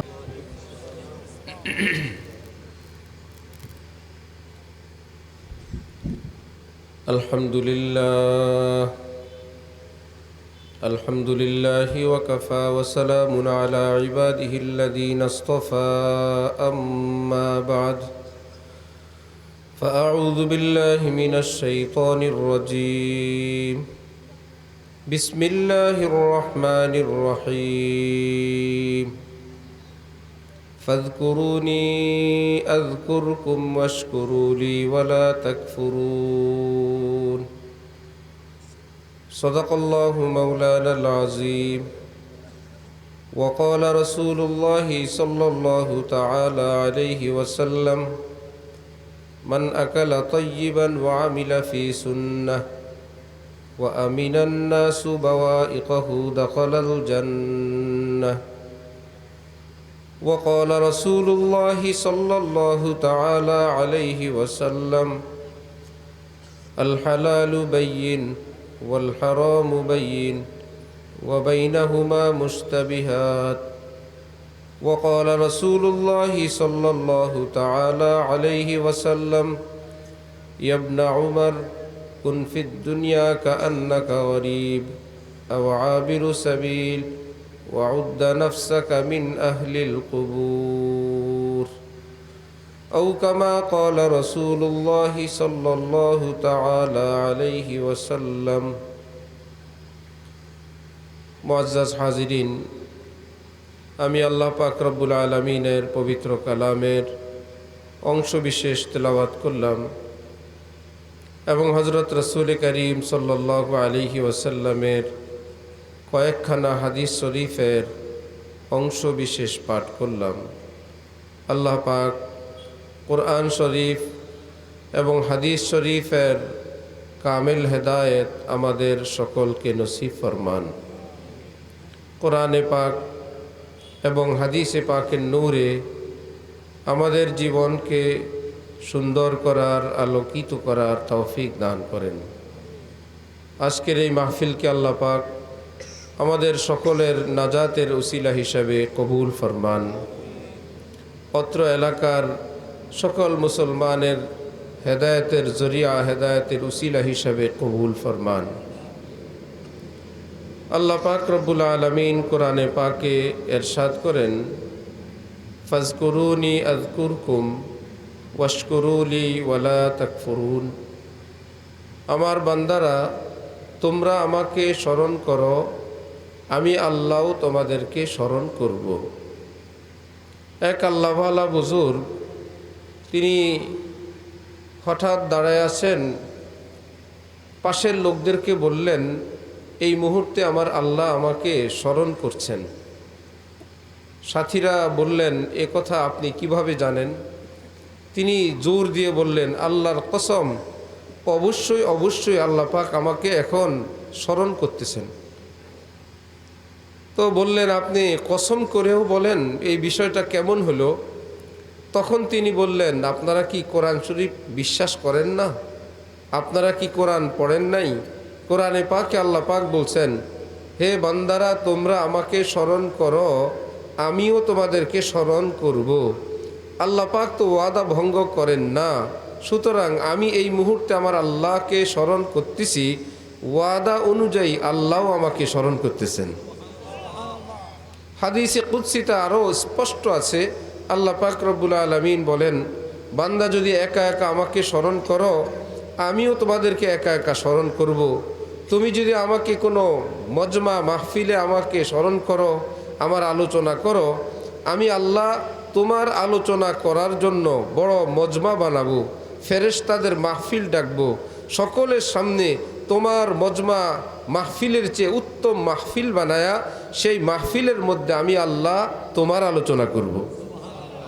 এই জন্য আমার ভাই, আমরা আমাদের মতো নালায়েক, নাখান্দা, গুনাহগার, পাপিষ্ট, নিকৃষ্ট এই রকম মানুষের জন্যও যদি এত বড় খুশখবরই থাকে যে আমার মতন গুনাহগার যদি প্রিয় আল্লাহকে স্মরণ করি, তিনিও আমাকে স্মরণ করবেন। আমি যদি আল্লাহকে ডাকি, তিনি আমাকে ডেকে জিজ্ঞাসা করবেন, বান্দা, আমি তো তোমার ডাকে সাড়া দিচ্ছি, তোমার কি কিছু লাগবে? এই ডাক সারা পৃথিবীর কোনো আলেম উলামাদের জন্যই খাস না, মুসলমানের জন্যও খাস না। পৃথিবীর যে কোনো মাখলুক যখন আল্লাহকে ডাকে, আল্লাহ পাক সেই ডাক শুনেন এবং তার ডাকে উত্তর দান করেন। হযরতে মূসা আলাইহিস সালাম আল্লাহ পাকের নিকট বললেন, আয় আল্লাহ, আপনি পৃথিবীর সব মাখলুককে রিজিক দেন, এ কথা আমি তো বিশ্বাস করি, মানি, কিন্তু আল্লাহ, আমার দেখতে ইচ্ছে করে আপনি কিভাবে রিজিক দেন। আল্লাহ পাক হযরত মূসা আলাইহিস সালামকে বললেন যে অমুক জায়গায় যে পাথর আছে, সেই পাথরটায় তুমি তোমার হাতের লাঠি দ্বারা আঘাত করো। হযরত মূসা আলাইহিস সালাম সেখানে আঘাত করলেন, টুকরা হইল, আবার আঘাত করলেন, আবার টুকরা, আবার আঘাত করলেন, তো আবার টুকরা হইলে যেই পাথরে কোনো ছিদ্র নাই, চতুর্দিক থেকে একদম শক্ত নিশ্ছিদ্র পাথর, এর ভিতর থেকে ছোট্ট একটা পোকা বের হলো। হযরত মূসা তো অবাক যে মাখলুক এবং প্রাণী বাঁচার জন্য অক্সিজেন লাগে, এই পোকা এখানে বেঁচে ছিল সেটা কিভাবে? কিন্তু তিনি দেখলেন পোকার মুখে আবার সবুজ সবুজ ঘাস চুপচাপ করে সে খায়। এখানে ঘাসের অস্তিত্ব আসলে কোত্থেকে? ঘাস খায় কিভাবে? আবার কি যেন গুনগুন গুনগুন করে বলে। হযরত মূসা নবী কাছে গেলেন, গিয়ে শুনেন ওই ছোট্ট পোকা আল্লাহ পাকের গীত গাইতেছে, আল্লাহ পাকের প্রশংসা বাণী গায় আর বলে সুবহানা মান ইয়ারানি ওয়া ইয়ারিফু মাকানি ওয়া ইয়ারযুকুনি ওয়া লা ইয়ানসানি। আমার আল্লাহ বড় পবিত্র, আমার আল্লাহ বড় পবিত্র আল্লাহ, যিনি আমাকে সব সময় তার নজরে নজরে রাখেন। ওয়া ইয়ারিফু মাকানি, আমার মতন ছোট্ট পোকাটার ঠিকানাও তিনি চিনেন। ওয়ার জুকুনি, যখনই আমার খাবারের সময় হয় ঠিক সময় মতন আমার খাবারের রিস্কের ব্যবস্থা করেন। ওয়ালা ইয়ানসানি, কোনোদিন একদিন এক বেলার জন্যও তিনি আমার কথা ভুলে যান না। ওমা মিন দাব্বাতিন ফিল আরদ ইল্লা আলাল্লাহি রিজকুহা। কোরআনে পাকে আল্লাহ পাক বলেন, আরে এই পৃথিবীর শুধু মানুষ না, শুধু মুসলমান না, নড়ে চড়ে প্রাণ আছে, এইরকম যত প্রাণী আছে সকল প্রাণীর রিজিকের জিম্মাদারি আমি আল্লাহ গ্রহণ করলাম। আল্লাহ যদি রিজিকওয়ালা হন তাহলে পোকা মাকড় কীট পতঙ্গকে যে আল্লাহ খাওয়ান, পাখিদেরকে যিনি খাওয়ান, নদীর মাছদেরকে যিনি খাওয়ান, জংলার বড় জীব জন্তুদেরকে তিনি খাওয়ান, আশরাফুল মাখলুকাত মানুষের রিজিকের ব্যবস্থা কি তিনি করবেন না? আমার ভাই, এই জন্যই খাওয়ানোর পরে আল্লাহ আবার দোয়া শিখাইছেন, নবীজি দোয়া শিখান আমাদেরকে, আলহামদুলিল্লাহিল্লাযী আতআমানা ওয়া সাকানা ওয়া জাআলানা মুসলিমিন অথবা মিনাল মুসলিমিন, দুটোটা শুদ্ধ। তো হাদিস শরীফে নবীজি বলেন, আল্লাহ আপনি খিলাইলেন, পিলাইলেন, পান করাইলেন, এটা তো কাফের মুশরিকও বলতে পারে আল্লাহ খাওয়াইছে। কারণ কাফের যে খাবার খায় সেটা কি কাফের বানায় না আল্লাহ বানান? এই কথা তো কাফেরও বলবে। এই পানি আল্লাহর, এই রিজিক আল্লাহর, আল্লাহ আপনি পান করাইলেন, আল্লাহ আপনি খাওয়াইলেন। কিন্তু নবীজি বলেন, আমরা মুসলমানরা কি কাফেরদের কথাই বলবো? আল্লাহ আপনি খাওয়াইলেন, আপনি পান করাইলেন। খাওয়া পান করানো বড় বিষয় না, নবীজি আরেক অংশ বাড়ায় সামনে বললেন, ওয়াজআলানা মিনাল মুসলিমিন। আল্লাহ শুধু খাওয়ান নাই, পান করান নাই, বিয়ে বাড়িতে বিয়ের খাবার কত মানুষ খায়, ফকিরও খায়, পাগলও খায়, অ্যাবনর্মালও খায়, অসুস্থও খায়, এক যা আসে ওই বাড়িতে সবাইকেই খাওয়ায়। হ্যাঁ, আবার দুনো পক্ষের মেহমান তারাও খায়, আবার দুলামিয়া তিনিও খান। একই পাতিলের খাবার যদি সকলেই খায়, সম্মান কি একরকম না বেশ কম আছে? ড্যামরাই কি বেশ কম নাই? সে একদম সাধারণ মেহমান, অথবা আশপাশে ঘুরে, অথবা ফকির, অথবা দুষ্টু দুরাচার ছেলে, আচ্ছা আসছো তো খাও খাও, বসো টেবিলে বসো খাও। আবার যারা দুলার সঙ্গে আসছে তারাও খায়। এই দুই খাবার কি একরকম না বেশ কম আছে? আর দুলামিয়ার জন্য যে স্পেশাল পাত, স্পেশাল বর্তন, সেই খাবার আর ওই রাস্তা থেকে কুড়ে আনা লোকটা, এই দুইজনের খাবার এক সম্মানে বেশ কম আছে? বেশ কম আছে। নবীজি বলেন, এক আল্লাহ খাওয়ান, এটা ঠিক। যেমন আমাদের দেশের রাজা, বাদশাহ, ডিসি, এসপি, সরকারি বড় পদস্থ কর্মকর্তা, যাদের খাবার দাবার বাজার করার জন্য সরকারের পক্ষ থেকে একটা ভাতা আছে, সব ব্যবস্থা করা হয়। মনে করেন প্রেসিডেন্টের খাবার উনি কি নিজের বেতন থেকে বাসার বাজার করে খান না রাষ্ট্র খাওয়ায়? রাষ্ট্র খাওয়ায়। আচ্ছা, রাষ্ট্রের পক্ষ থেকে প্রেসিডেন্টের খাবার। আর জেলখানায় যাদেরকে খাওয়ানো হয় এদের খাওয়া কি বিদেশ থেকে আসে না রাষ্ট্র খাওয়ায়? ও, তাহলে একই খাবার খায়, একই রাষ্ট্র প্রেসিডেন্টকেও খাওয়ায় আর জেলের মধ্য থেকে আসামিদেরকেও খাওয়ায়। ও, তাহলে তো একই হইল না? জ্ঞানীরা বলবে এক না বাবা, একই খাজানা, একই কোষাগার, একই ভান্ডার থেকে খাওয়ানো হয়, কিন্তু একজনকে খাওয়ানো হয় বড় বেইজ্জতির সঙ্গে, হাতে পায়ে ডান্ডা লাগানো, আগে পরে ধিৎকার আর তিরস্কার, যখন তখন ফাঁসি হবে, যখন তখন তার বিচার হবে, ইত্যাদি ইত্যাদি। তার মাথার উপর অসংখ্য যে জোর জুলুম অত্যাচারের চিহ্ন সহ খাওয়ানো হয়। আর রাজাকে খাওয়ানো হয় বড় সম্মানের সঙ্গে। খাওয়া একই দরবার থেকে, কিন্তু কাউকে অসম্মানের সাথে, কাউকে সম্মানের সাথে। নবীজি বলেন, ওয়াজআলানা মিনাল মুসলিমিন। হে আল্লাহ, আপনি আমাদেরকে শুধু খাবার খাওয়ান সেটা না, এই পৃথিবীর সবচাইতে বড় সম্মানের আসনে বসায়া খানা খাওয়ান। কারণ মুসলমানের চেয়ে সম্মানিত এই পৃথিবীতে আর কেউ নাই। মুসলমান এত দামি, এত সম্মানী। হাদিস শরীফে আছে, পুরা পৃথিবীতে যদি একজন আল্লাহ বলনেওয়ালা না থাকে, যে খায় সবাই, পরে সবাই, দেশ দেশান্তর পরিচালনা করে সবাই, রাজ্য রাজত্ব করে সবাই, কিন্তু আল্লাহওয়ালা একজনও নাই, একজন মুসলমানও নাই। হাদিস শরীফে নবীজি বলেন, আল্লাহ পাক এই পৃথিবী ভাঙ্গা চূরা তছনছ করে দিবেন, এই পৃথিবী আমার লাগবে না যেই পৃথিবীতে আমার একজনও নাই। বোঝা গেল এই আসমানকে খুঁটিবিহীন উপরে ধরে রাখছে ঈমানওয়ালার ঈমানের খুঁটি, মুমিনের ঈমান এই আসমানকে ধরে রাখছে। যেই দিন যেই খুঁটি থাকবে না সবই ভেঙে পড়বে। ঈমানের দাম কত? কোরআনে পাকে আল্লাহ পাক বলেন, শুনো, ওয়ালা আব্দুম মুমিন খায়রুম মিন মুশরিকিন ওয়ালাউ আ'জাবাকুম। যার কোনো আমল নাই, তেলাওয়াত নাই, জিকির নাই, হজ নাই, উমরা নাই, এইরকম কোনো গুনাহগার মানুষ, শুধুমাত্র এইটুকুন লোকটা কাফের না, লোকটা বেঈমান না, মুশরিক না, নাস্তিক না, ঈমান আছে মনের ভিতরে, এইটুকুন তার পুঁজি।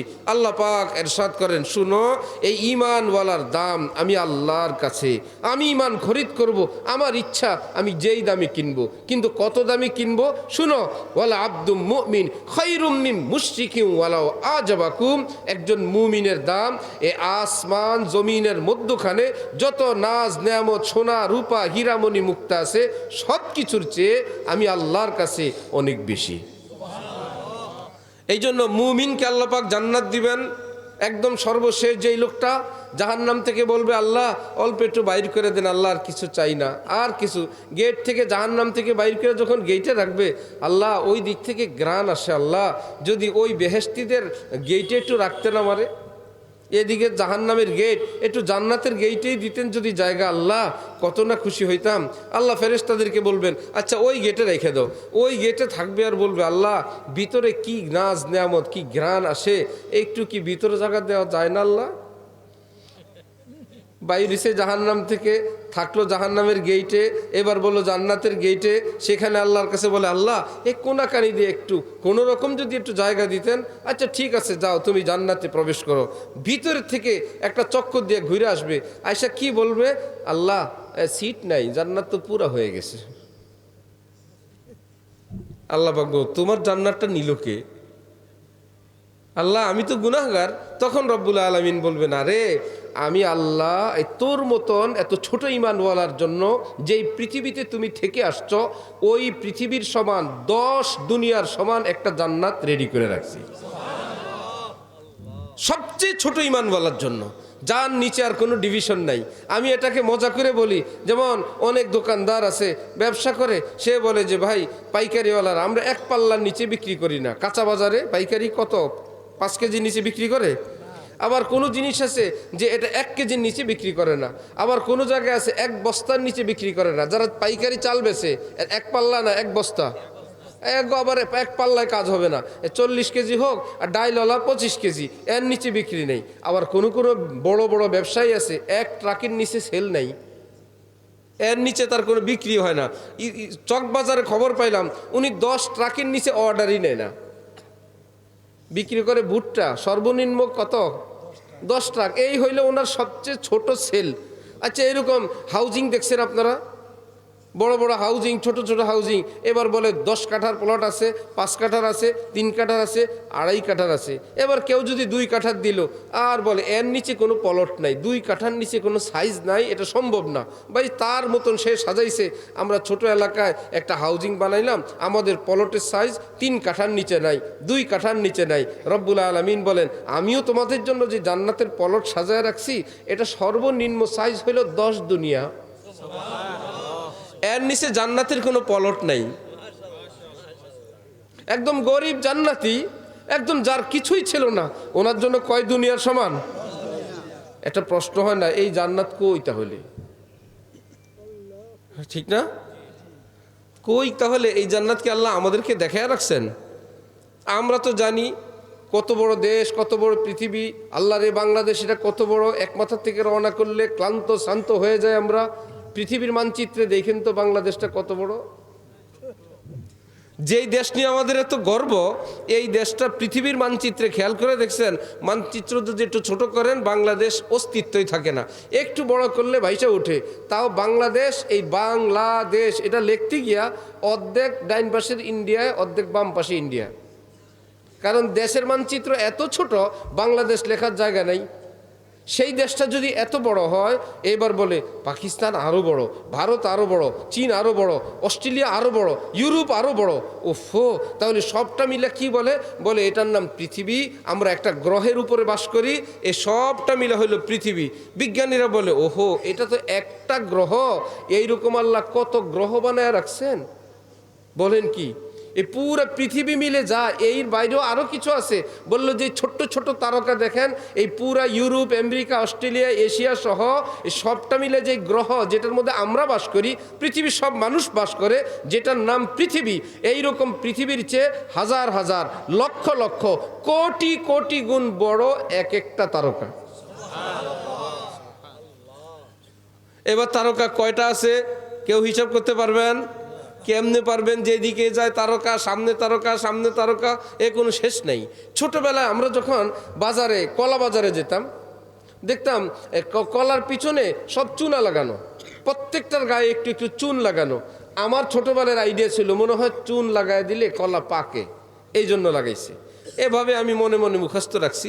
পরে জানতে পারলাম ওই জন্য না, ওই কলা যখন গনে হিসাব করে মোট কয়টা কলা, কোনটা গুনলো আর কোনটা গুনলো না, প্যাঁচ লাগে, এই জন্য যেটাই গনা হয় ওটার মধ্যে একটু চুন লাগাই দেয়। 1 2 3 4 5, কি ব্যাপার, এটা গোনা হয়ে গেছে, এবার ঘুরাও, এটা গোনা হয় নাই। যেটার মধ্যে চুনা নাই ওটা গোনা হয় নাই, যেটার মধ্যে চুনা লাগানো হয়েছে গলা হয়েছে।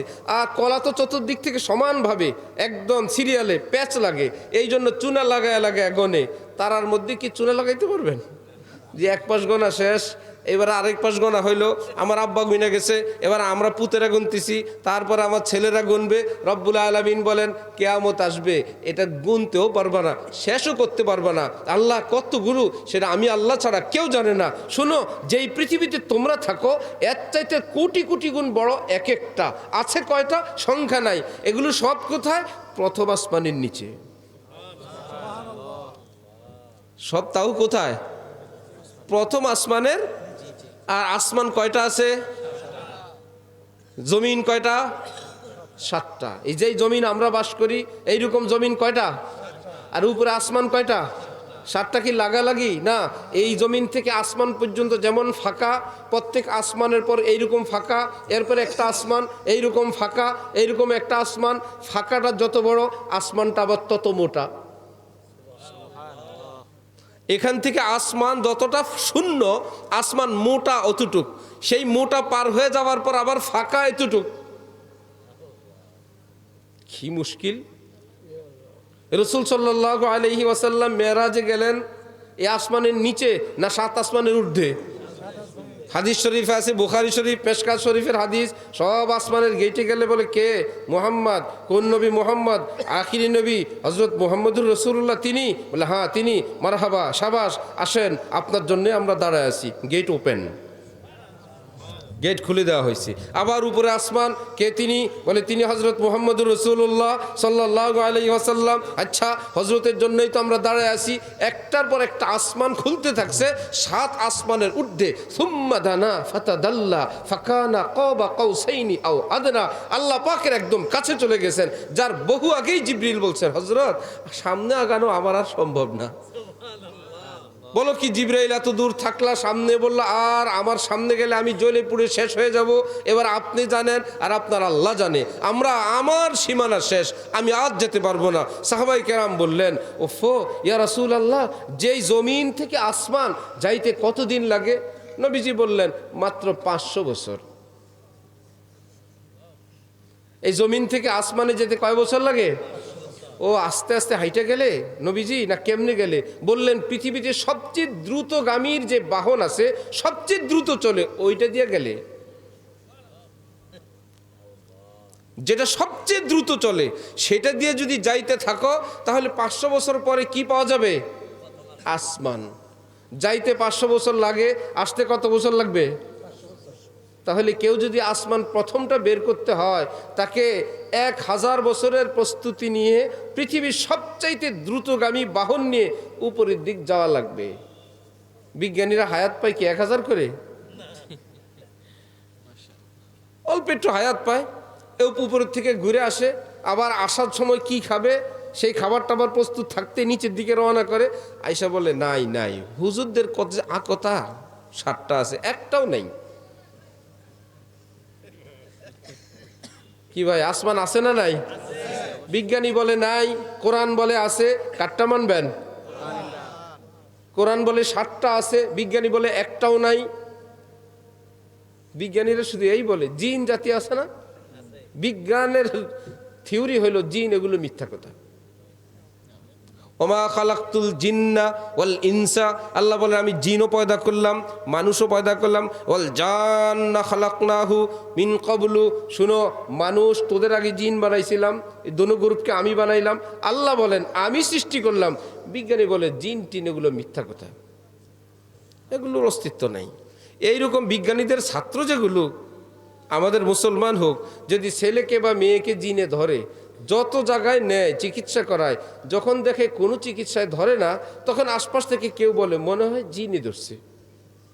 এখন তো মুসিবত, এখন হুজুরের কাছে নিয়ে বলে হুজুর জিন টিন তো আমরা বিশ্বাস করি না, কিন্তু কোনো চিকিৎসাও কাজ হয় না, দেখেন তো হুজুর।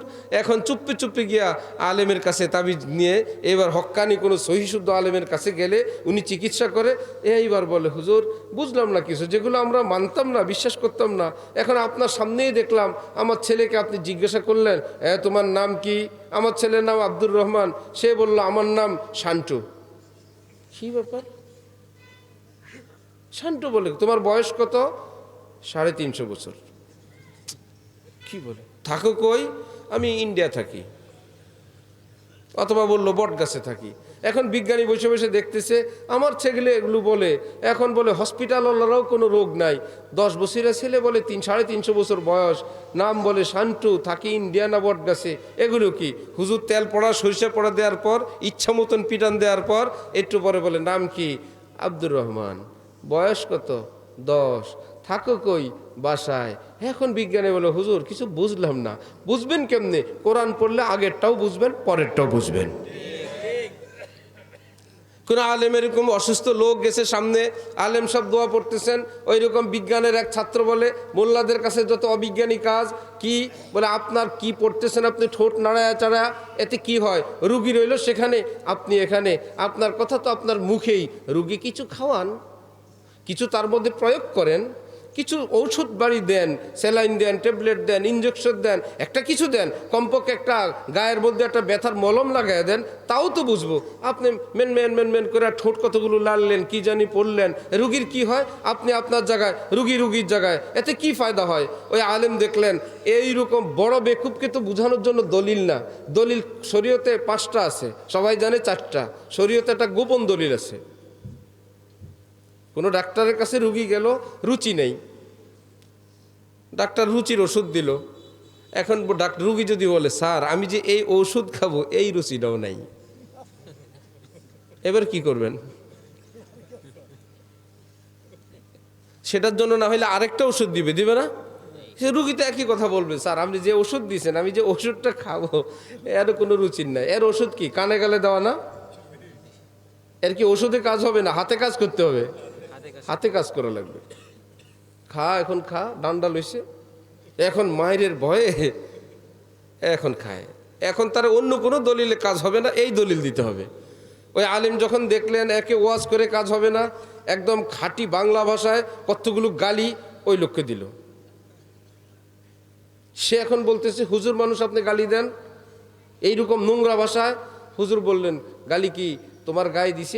আমি কতগুলো মুখে শব্দগুলো বলছি, তুমি তোমার জায়গায়, আমি আমার জায়গায়। আমি তো তোমার কিছু খাওয়াই নাই, তোমার গায়ে হাত দেই নাই, টাচও করি নাই, আমি কতগুলো শব্দ বললাম। আবার বলেন মেয়ে এত কথা বলে আবার এখানে এই সমস্ত কথা বলেন, রাগে লাল হয়ে গেছে, আবার বলেন কাঁপুনি উঠে গেছে। এইবার তিনি বলেন ওফো, আমার মতন এক আব্দুল্লাহ আল্লাহর এক বান্দা, আমি কিছু কথা বললে তোমার মতন বিজ্ঞানীরা এরকম চেঞ্জ করে লাল বানায় দিতে পারে, তো মহান আল্লাহর কালামের অ্যাকশন তাহলে কত হইতে পারে। বিজ্ঞানীরা বলছিল পৃথিবীর 1/4 পানি, সবাই মিলে মুখস্থ করছে 1/4 পানি। কদিন পরে পানি আরো পাওয়া গেছে, বলে না না পানি অর্ধেক পানি বাড়ছে। ঠিক আছে, সবাই মিলে বই পুস্তক পড়ছে, বিএ পাস, এমএ পাস করছে, পিএইচডি করছে, এটার উপর পড়ছে। পরে আবার বলল পানি আরও পাওয়া গেছে পৃথিবীর 3 ভাগ পানি। এখন কয় ভাগের উপর চলতেছে?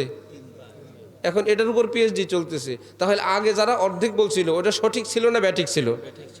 যারা 4 ভাগের 1 ভাগ বলছিল সত্য ছিল না মিথ্যা ছিল? ওই মিথ্যার উপর মেট্রিক পাস করে নাই, বিএ পাস করে নাই, ওইটা নিয়ে কবরে যায় নাই। কি ব্যাপার? বললা ভাই আমরা যদ্দূর পারছি বলছি, আমরা কি করব। পরে আরও পাইছেন, আরও বলছে পানি আরও পাওয়া গেছে। কোরআন শরীফ এখন যেটা পড়ে 100 বছর আগে কি একটু পরিবর্তন ছিল না? এটাই ছিল। 500 বছর আগে, 1500 বছর আগে কোরআন শরীফের আয়াত পরিবর্তন হয়েছে? সূরা হয়েছে? একটা শব্দ হয়েছে? আরে হয়তো নাই। আবার শুরুতে থেরেট কি আল্লাহ পাকে, লা রাইবা ফি, কোনো অসত্য মিথ্যা কোনো তথ্য এখানে নাই। সন্দেহ তো নাই, সন্দেহের অবকাশও নাই। সুবহানাল্লাহ। তোদের মতন তথ্য না। আমি আল্লাহ আদমকে বানাইলাম, বানায় টানায় বললাম জীবনে আর মানুষ বানাই নাই, তো এই জীবনের প্রথম মানুষ বানাইলাম আদম। এবার হাত পা অঙ্গ প্রত্যঙ্গ যেটা যেখানে দিলাম হইল আরও মডিফাই, আরও সুন্দর, আরও উন্নত করতে গিয়া এবার নতুন জায়গায় নাক, নতুন জায়গায় দাঁত, হাতগুলো নতুনভাবে সেটিং। আরও কয় বছর পর আল্লাহ বললেন এখন মানুষ আমি আরও উন্নত বানাই। কত উন্নত বানান দেখো, আগে তো যাই ছিল এখন আরও উন্নত হয়েছে। মানুষ কি এরকম চেঞ্জ হইতেছে না? হযরত আদমকে আল্লাহ যেমন বানাইছেন কিয়ামত পর্যন্ত তেমন বানাবেন। কি আল্লাহ আপনার কি কোনো ভুল হয় না? আল্লাহ বলেন আমার কোনো ভুল হয় না। সুবহানাল্লাহ। সেটাকে আমরা বলি সুবহানাল্লাহ। আল্লাহ আপনি পবিত্র, আপনার কোনো দোষ নাই, আপনার কোনো আইব নাই, অনভিজ্ঞতা নাই। অভিজ্ঞতা হইলে আল্লাহর জ্ঞান বাড়ে, অভিজ্ঞতা না থাকলে আল্লাহর কিছু জানে না। এই সমস্তগুলো থেকে আল্লাহ পবিত্র। সবটাকে আমরা প্যাকেট করে কি বলি? সুবহানাল্লাহ। এইরকম পাগল যুগে যুগেই থাকে। আসমান কয়টা তাহলে? 7টা। এক মেয়ের বিয়ে হয়েছে, শ্বশুর বাড়িতে গেছে, মেয়ের সাইজ একটু ছোট, বেটে। যে মানুষ ছোট খাটো হয় তার হাতও তো খাটো। এখন কলসির সামনে গিয়ে কোনো কাজে উপর হয়েছে, গলার হার ছিঁড়ে পড়ে গেছে কলসির ভিতরে। এখন সে হাত দেওয়ার চেষ্টা করছে হাড়টা উঠানোর জন্য, কোনো কিছুই কুল কিনার পায় না, দাঁড়ায় দাঁড়ায় কান্দে। শাশুড়ি বলল মা কান্দো কেন? বলল আম্মা আমার গলার হারটা ছিঁড়ে কলসির ভিতর পড়ে গেছে। আরে বেকুব, এটা কোনো কান্নার বিষয় হলো? ভিতরে পড়লো তো কলসির তলার মধ্যেই তো হার আছে, কান্না তো কিছু নাই। বলল এ তো আমিও জানি, কিন্তু আম্মা আপনাকে বাড়ির কলসির তলা নাই। বলেন তো তলা নাই না হাত নাই? হাত যে পিচ্ছি একটা, তলা পর্যন্ত যায় না, মধ্যখান পর্যন্তই সাঁতরায় উঠে চলে আসে। এখন বলে হার তো কলসির তলায় থাকার কথা, এটা তো আমিও জানি আম্মা, কিন্তু আমি অনেক চেষ্টা করে দেখছি আপনাকে বাড়ির কলসির কি নাই। তখন শাশুড়ি কি বলবে? এই বিজ্ঞানী বউরে ঠিকই বলছো, তুমি যেহেতু নিজে পরীক্ষা করে দেখছো কলসির তলা নাই, এটা বলবে না? বলবে তলা ঠিকই আছে, হাত নাই। হাতটা ছোট্ট, এই পর্যন্ত যায় না। রব্বুল আলামিন বলেন আমি আল্লাহ বলি 7টা বানাইলাম। আমার এই বিজ্ঞানীরা তোমরা যে যাইবা উপরে, এ পাওয়া পর্যন্ত হাত তো লাগবে। আসমান পাওয়ার জন্য হাত লাগবে না? অল্প একটু যাইয়েই চলে আসে, আবার যায় চলে আসে। যদি 10 দিনের খাবার নিয়ে রওনা হয়, বলেন তো কয় দিন পর্যন্ত উপরে যাইতে পারবে? সঙ্গে যদি 10 দিনের খাবার থাকে, উপরে যাবে কয় দিন? কেন 10 দিন যেতে পারবে না? আসার সময় খাওয়া লাগবে না? আবার বাটি দেখে কয় বাটি খানা হয়েছে, কয় বাটি বাকি রয়েছে, ওই বাটি বাকি থাকতে আবার দৌড়। এবার যে যতটুকু যায়, বিমানের তেল দরকার, টিফিন বাটির খানা দরকার, ঘুরে ফিরে আইসা বলে এই মোর লাগুক কথা, দুনিয়ার আর কথা। আল্লাহ বলেন আমি 7টা বানাইলাম। একটাই হলো 500 বছরের রাস্তা, আসমান আবার 500 বছরের রাস্তা, উপরে আবার মৃত্যুর পর থেকে নিয়ে হাসর পর্যন্ত যে যেখানে থাকুক কোথায় আছে? অনেক অনেক নাস্তিকরা হুজুরদের মুখে কবর আজাব শুনতে শুনতে শেষে চিন্তা করলো যদি হুজুরদের কথা সঠিক হয়, আমার তো কবরে খবর আছে, এই জন্য বুদ্ধি করে নিজের লাশটা ঢাকা মেডিকেলে দান করে গেছে, যে আমি আমার দেহটাকে আমার দেশের ছাত্রছাত্রীদের জন্য দিলাম, তোমরা রিচার্জ করবা। আসল উদ্দেশ্য হলো যদি কবরে গেলে ধরে। এখন কি বলেন, এই লোক তো কবরে যায় নাই, তার কবর আজাব কেমনে হবে? সে তো কবরে গেছে, মৃত্যুর পরেই কোথায় থাকে? কবরে থাকে। যদি ঘরেও থাকে কবরে আছে, যদি শিয়ালও খায় কবরে আছে, মাছে খাইলেও কবরে আছে, আগুনে পুড়ে গেলেও কবরে আছে। কতদিন পর্যন্ত কবরের মেয়াদ? হাসর। মৃত্যুর পর থেকে হাসর পর্যন্ত যেখানেই থাকুক এটা কবর। এখন প্রশ্ন, আজাব আজাব গজব নাজ নেয়ামত কিছুই তো আমরা দেখি না, এইটা একটু বুঝার ব্যাপার। সেটা হলো এক সময় আমরা ছিলাম না, আল্লাহ পাক প্রথম আমাদের রূহ বানাইলেন। কি বানাইছেন? তখন কি হাত পাও ছিল? ছিল না। পরে আমাদের হাত পা বডিটা বানাইলেন, বানায়া বডির মধ্যে রূহ দিলেন, দুইটা একত্রিত হইল মায়ের পেটেই। যে মা অনুভব করে এই তো লাথি দিল, এই তো মাথা নাড়ে না, নাড়াচড়া করলে ডাক্তারের কাছে যায়, বাচ্চাটা নড়ে না, ডাক্তার বলে এই হয়েছে সে হয়েছে। বোঝা গেল এক সময় বাচ্চাটা মুর্দা থাকে, মায়ের পেটে আল্লাহ জন্মের পরে কি করেন? রূহ দান করেন। ওয়ানাফাখতু ফীহি মির রূহি, আমি আল্লাহ আমার হুকুম, আমার বিশেষ রূহ মায়ের পেটের মধ্যেই দান করে দিই। দুইটা জিনিস আলাদা ছিল, মায়ের পেটে দুইটা একত্রে হইল। রূহ আলাদা ছিল, দেহ আলাদা ছিল, মায়ের পেটে একত্রে। যখন দুনিয়াতে আসে রূহও আসে আর বডিও আসে।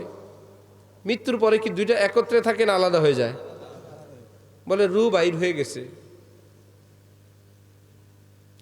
এক হাদিসে আছে কিয়ামতের দিন আত্মা দোষ দিবে দেহের, দেহ দোষ দিবে আত্মার। যখন দেখবে বিপদের সম্মুখীন, দেহ বলবে আল্লাহ আমি কি কোনো নড়তে চড়তে পারি? এই রূহ আমার দিয়া ঘটাইছে, সে আমার দিয়া করাইছে। রূহ বলবে আমার কি হাত পা আছে? আমি কি কান আছে? আমি গান শুনতে পারি? আমার পা আছে? আমি শয়তানি রাস্তায় যাইতে পারি? আমার কোনো মুখ ছিল? আল্লাহ এ সবাই দেহ করছে, আমি কিছু করি নেই। কি মুশকিল, একে অপরকে দোষারোপ করে। এখন বিচার হবে কার?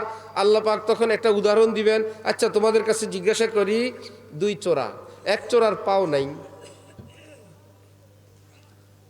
ল্যাংড়া জমিনে বসে আছে, উপরে একজনের গাছের ফল, সে ওটা খাইতে পারে না, ধরতেও পারে না।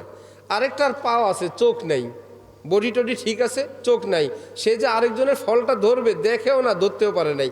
এই জন্য দুইটা মিলে বুদ্ধি করলো, কানা কি করলো, যার চোখ নাই সে ল্যাংড়াটারে কান্দের উপর নিল, বললো তোর তো পাও নাই, চোখ আর হাত তো ঠিক আছে, তুই আমার কান্দে উঠ। চোখ নাই আমার, পাও নাই তোর, তোর যেহেতু পাও নাই তুমি আমার কান্দে উঠো, আমার তো চোখ নাই আমি দেখি না, তোমার চোখ আর হাত তো ঠিক আছে। বললে এইরকম কান্দে নেওয়ার পর আরেকজনের গাছের ফল চুরি করে খাইলো। আল্লাহ এখন রূহকে আর দেহকে জিজ্ঞাসা করতেছেন, আচ্ছা তোমরা বলো তো এখানে আসামি কে, ল্যাংড়াটায় না কানাডায়? এখন ওই রূহ আর দেহ বলবে আল্লাহ দোনোটায়, দোনোটায়। একটা মিলে চুরি করে নেই, কয়টা মিলে চুরি করছে? কানায়ও একা পারে নাই, ল্যাংড়াও একা পারে নাই। বলে কানা আর ল্যাংড়ায় দুইটা মিলে এই আম চুরি করছে। এই চুরির কাজে দোনোটা সমান অপরাধী, সমান শাস্তি হওয়া দরকার। আল্লাহ বলবেন এই কানা আর ল্যাংড়া তোরা দুইটাই। কি হলো আল্লাহ, কি হলো কানার? বলে রুহের হাত নাই, পাও নাই, আর আর দেহের কি নাই, রূহ নাই, সে পারে না। বলে দুইটা মিলেই ভালো করলে পুরস্কার পাইবা, আর দুইটা মিলেই খারাপ করলে তিরস্কার পাইবা, একার হবে না, দুইটার হবে। তাহলে আমরা দুনিয়াতে আসার পর আমাদের দেহ আছে, রূহও আছে। এখন আমরা কি পাই? দোনোটা একত্রে চলে। মৃত্যুর পর আলাদা হয়ে যাবে, এরপরই কি আর একত্রে হবে কি হবে না? হবে, আবার হাসরের মাঠে। এটা আকীদার বিষয়, এটা মুসলমানের জানার বিষয়। একসময় আমাদের রূহ ছিল, মনে থাকবে? তারপরে মায়ের পেটে আল্লাহ রূহ আর দেহ একত্রে বানাইলেন। দুনিয়াতে আমরা জীবিত হয়ে আসলাম, দোনোটা আমাদের ভিতরে আছে। এই দোনোটা কি থাকবে না আলাদা হবে? কখন? মৃত্যুর সময়। মৃত্যুর পরে যে আলাদা হলো, এটা কি আলাদাই থাকবে না আবার একত্রে হবে? কবে? হাসরে। এবার জান্নাতে যখন জান্নাতীরা যাবে, দেহ যাবে, রূহও যাবে। জাহান্নামীরা যখন জাহান্নামী যাবে, দেহও যাবে, রূহও যাবে। আমরা যখন প্রতিদিন ঘুমাইতে যাই, আল্লাহুম্মা বিসমিকা, আপনাদের এলাকায় কি দোয়া? এই দোয়াই। কোন ছেলে এক এলাকায় গিয়ে তর্ক লেগে বলছে, একজনে বলে এটা চাঁদ, আরেকজনে বলে কি সূর্য। চাঁদ আর সূর্য কি দুটোটা এক সময় হয়? লাগছে তর্ক। আরেকজন কি জিজ্ঞেস করছে দুপুর 12টা বাজে, বলল এই আকাশে কি এটা চাঁদ নাকি সূর্য? যারে জিজ্ঞেস করছে সে বলে সরি আমি এ এলাকার লোক না। ঘুমের দোয়া কি এলাকা এলাকায় না একটাই? তাহলে একটা হইলে আল্লাহুম্মা বিসমিকা আমুত, অর্থ আল্লাহ তোমার নাম নিয়ে আমি মৃত্যুবরণ করছি, আমি এখন মৃত্যুবরণ করব।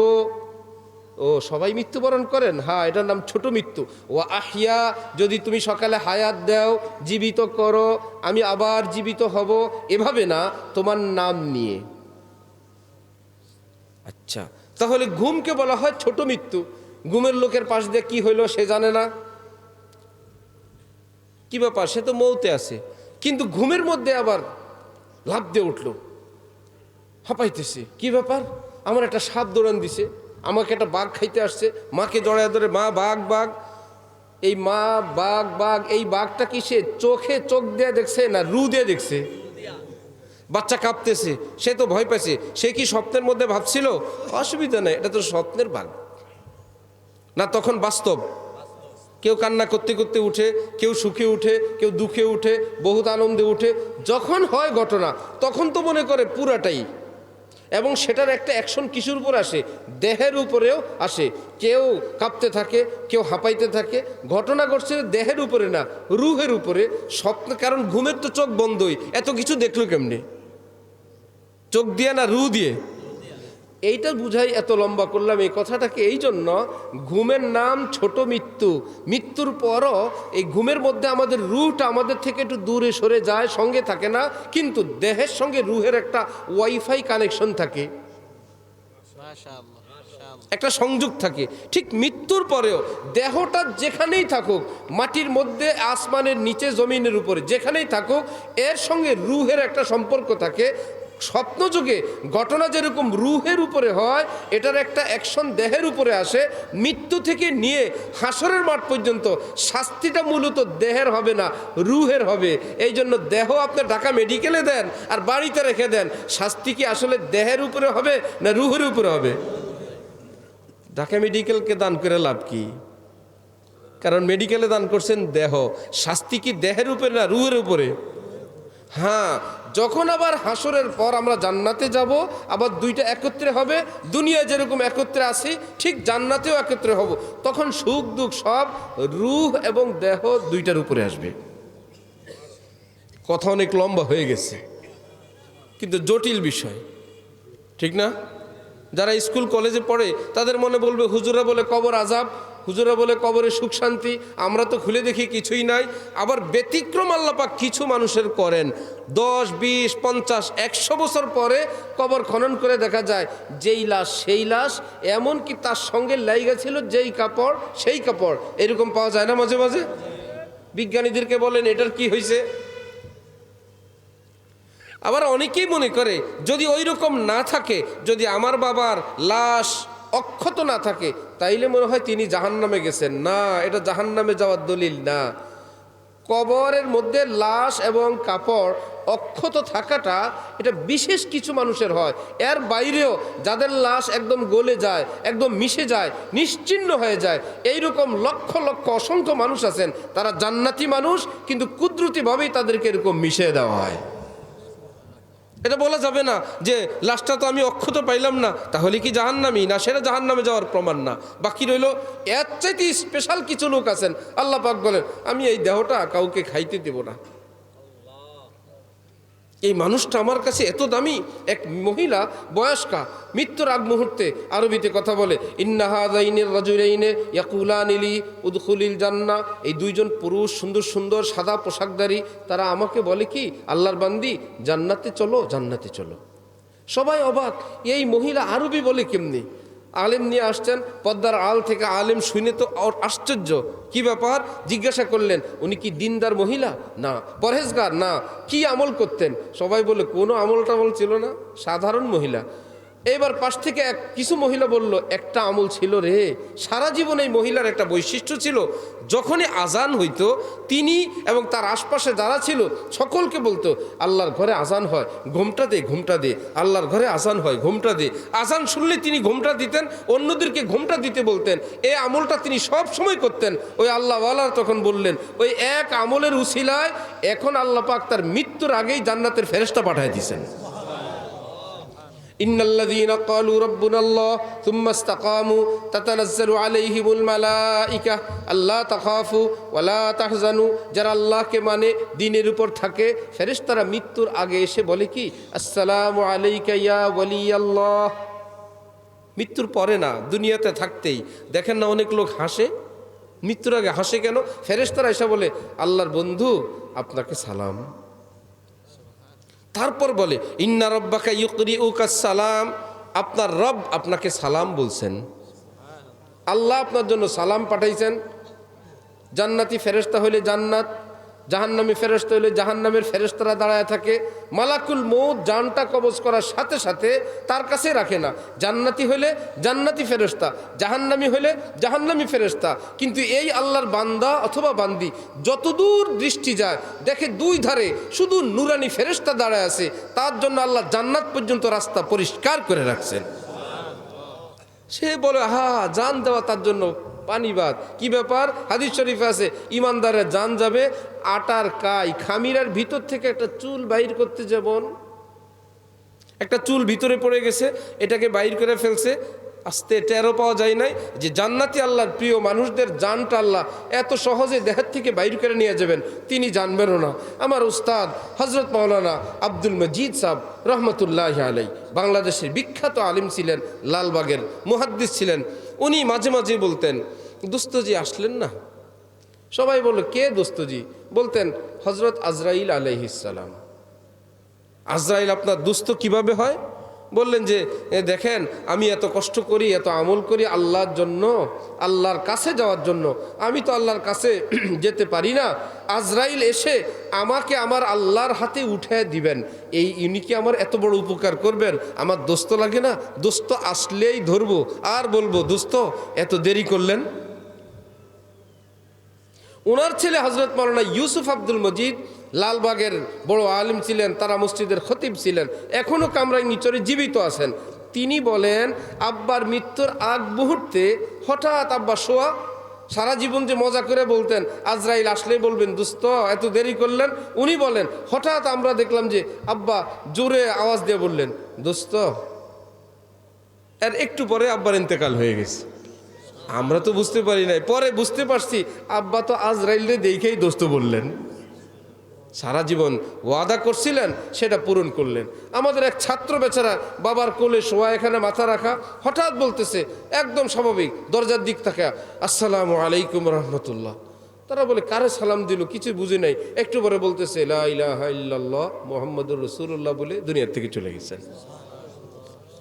তার বাবার কান্না আর কান্না, হুজুর আমাদের সামনে আমরা মা বাবা দুইজন একত্রে বসা, আমার ছেলে দরজার দিক তাকায় বলতেছে আসসালামু আলাইকুম রহমতুল্লাহ, আমরা তো বুঝতে পারি নাই, একটু পরে বলতেছে লা ইলাহা ইল্লাল্লাহ মুহাম্মাদুর রাসূলুল্লাহ, জান দে দি मैंने उनके नाम पर इश्क ने सोचा ना कुछ अंजाम पर। আল্লাহর কসম শিয়ালেরও মৃত্যু হয়, কুকুরেরও মৃত্যু হয়, কাফের মুশরিকেরও মৃত্যু হয়, আর একজন ইমানদারেরও মৃত্যু হয়। ইমানদার যখন কালেমা নিয়ে কবরে যায় নবীজি ইরশাদ করেন আল্লাহ পাক ফেরেশতাদেরকে বলেন খবরদার এই মাটিতে যেন আমার বান্দা বান্দিকে না শোয়ায়, জান্নাতের বিছানা বিছায় দাও, এই পোশাক চলবে না, জান্নাতের পোশাক পরায় দাও, এই আধার করে রাখবে না, জান্নাতের সঙ্গে তার কবরের একটা সংযোগ স্থাপন করে দিয়ে দাও।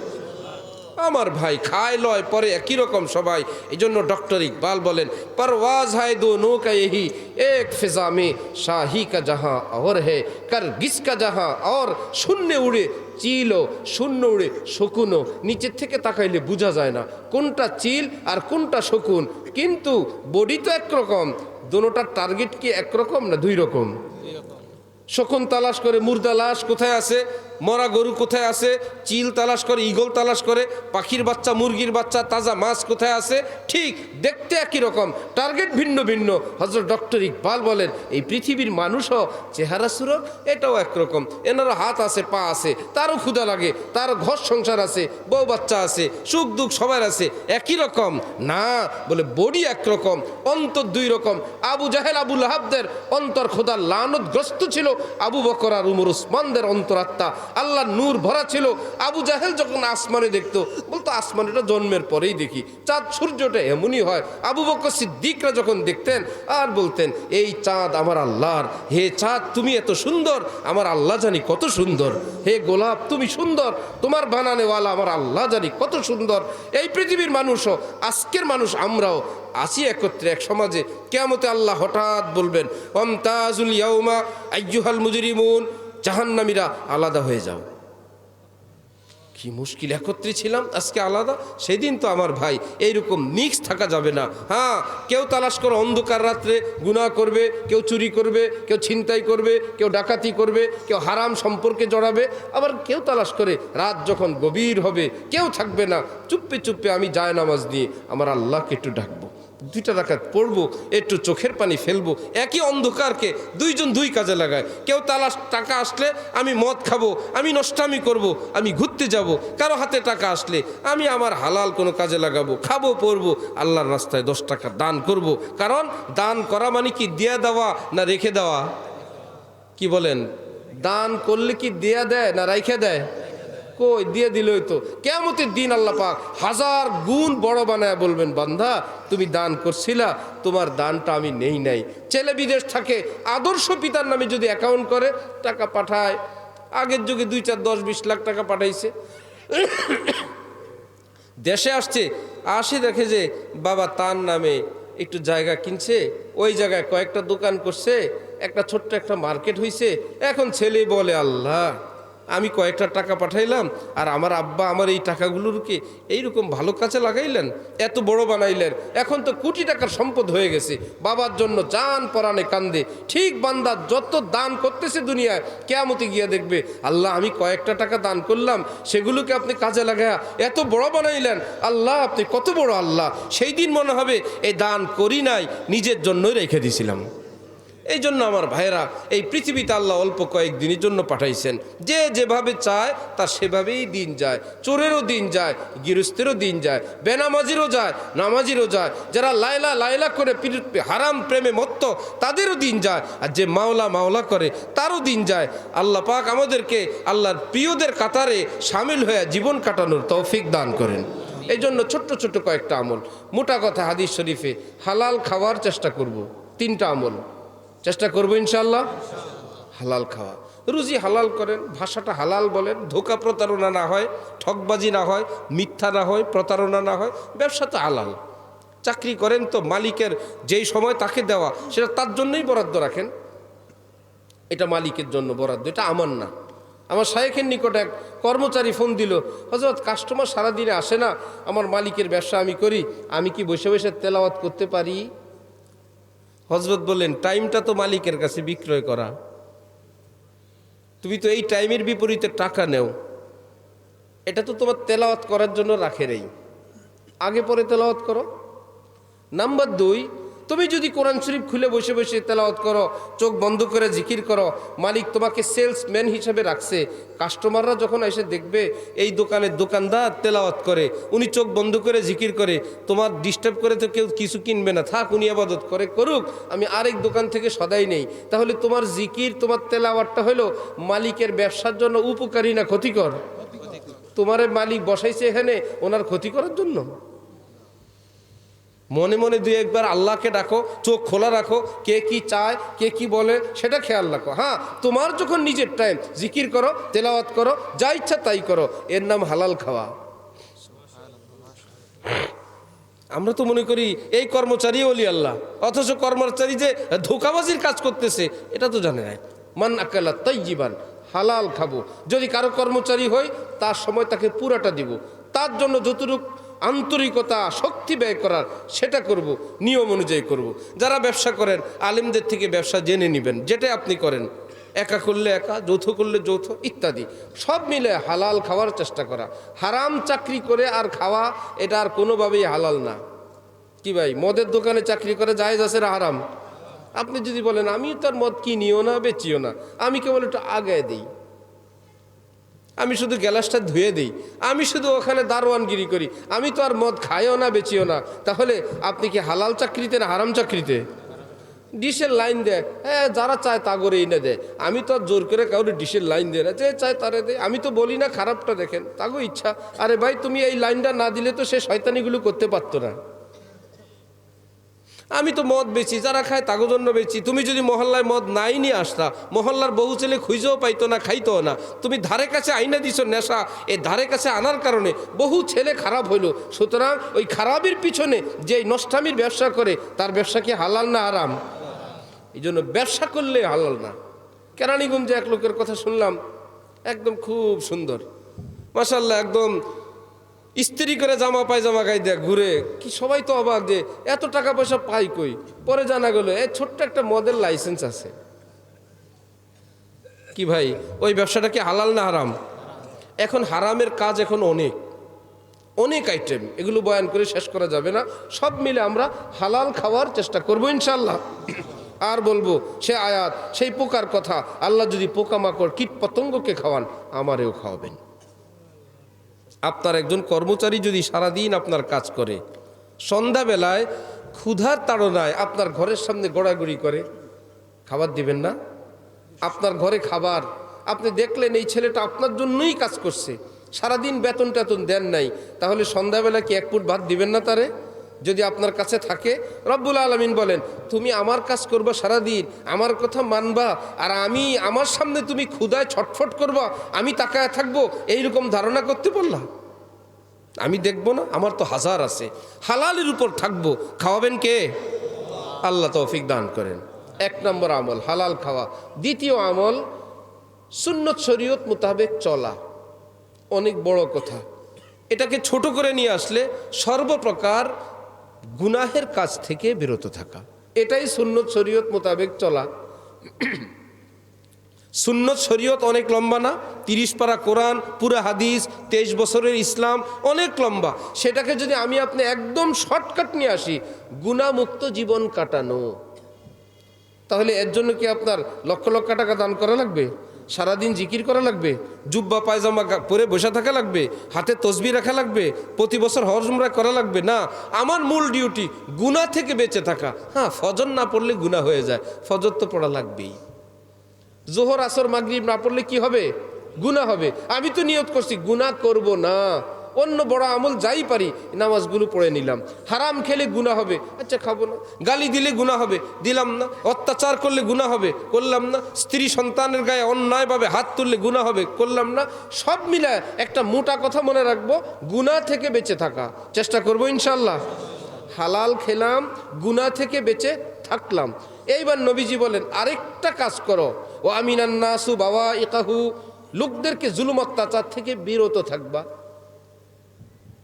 এটা তো বহুত মুশকিল। হাতের মায়ের, এর চাইতে বড় মায়ের, কথার মায়ের, পেচের মায়ের। কি ভাইরা, চুরি করলে চুরি, হাত দিয়ে চুরি করলো এটা চুরি। আর যদি ব্যাংকের অ্যাকাউন্ট থেকে নাম্বার চুরি করে টাকা নিয়ে যায়, এটা কি চুরি না? সে বলতে পারবে না আমি টাকা দেখিও নাই, ধরিও নাই। এই ফাজলামি তো চলবে না। কেন? যে আরেকজনেরটা নেওয়া এটাই চুরি, ঠিক আরেকজনকে কষ্ট দেওয়া এটাই জুলুম। আপনি যদি বলেন আমি তো কষ্ট দেই নাই, ও আপনি আরেকজনকে লাগাই দিয়েছেন, ওই বেটা কষ্ট দিছে, আপনি বলবেন আমি তো তার গায়ে হাত দেই নাই। ফেরেশতারা গুনাহ লিখলে তার নামে লিখবে। কি বলেন? তার নামে লিখবে না যে পাঠাইলো তার নামে লিখবে? এক বুড়া মসজিদে নাকি বসে থাকে, ইবাদত বন্দিগি করে। ইমাম সাহেব জিজ্ঞাসা করছেন দাদা ভাই খান কোত্থেকে? বলল আল্লাহ খাওয়ায়। আল্লাহ তো খাওয়া, একটা উসিলা তো আছে। বলল কিছু টাকা ব্যাংকে রাখছি, ওখান থেকে মাসে মাসে কিছু আনি। ব্যাংকের টাকা হালাল না হারাম?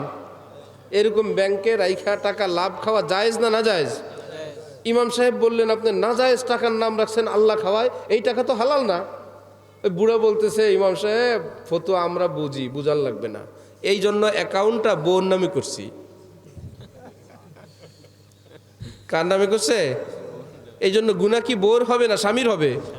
কেন স্বামীর হবে? অ্যাকাউন্ট তো বোর। আল্লাহ বলে ফাজলামি আমার সঙ্গে না।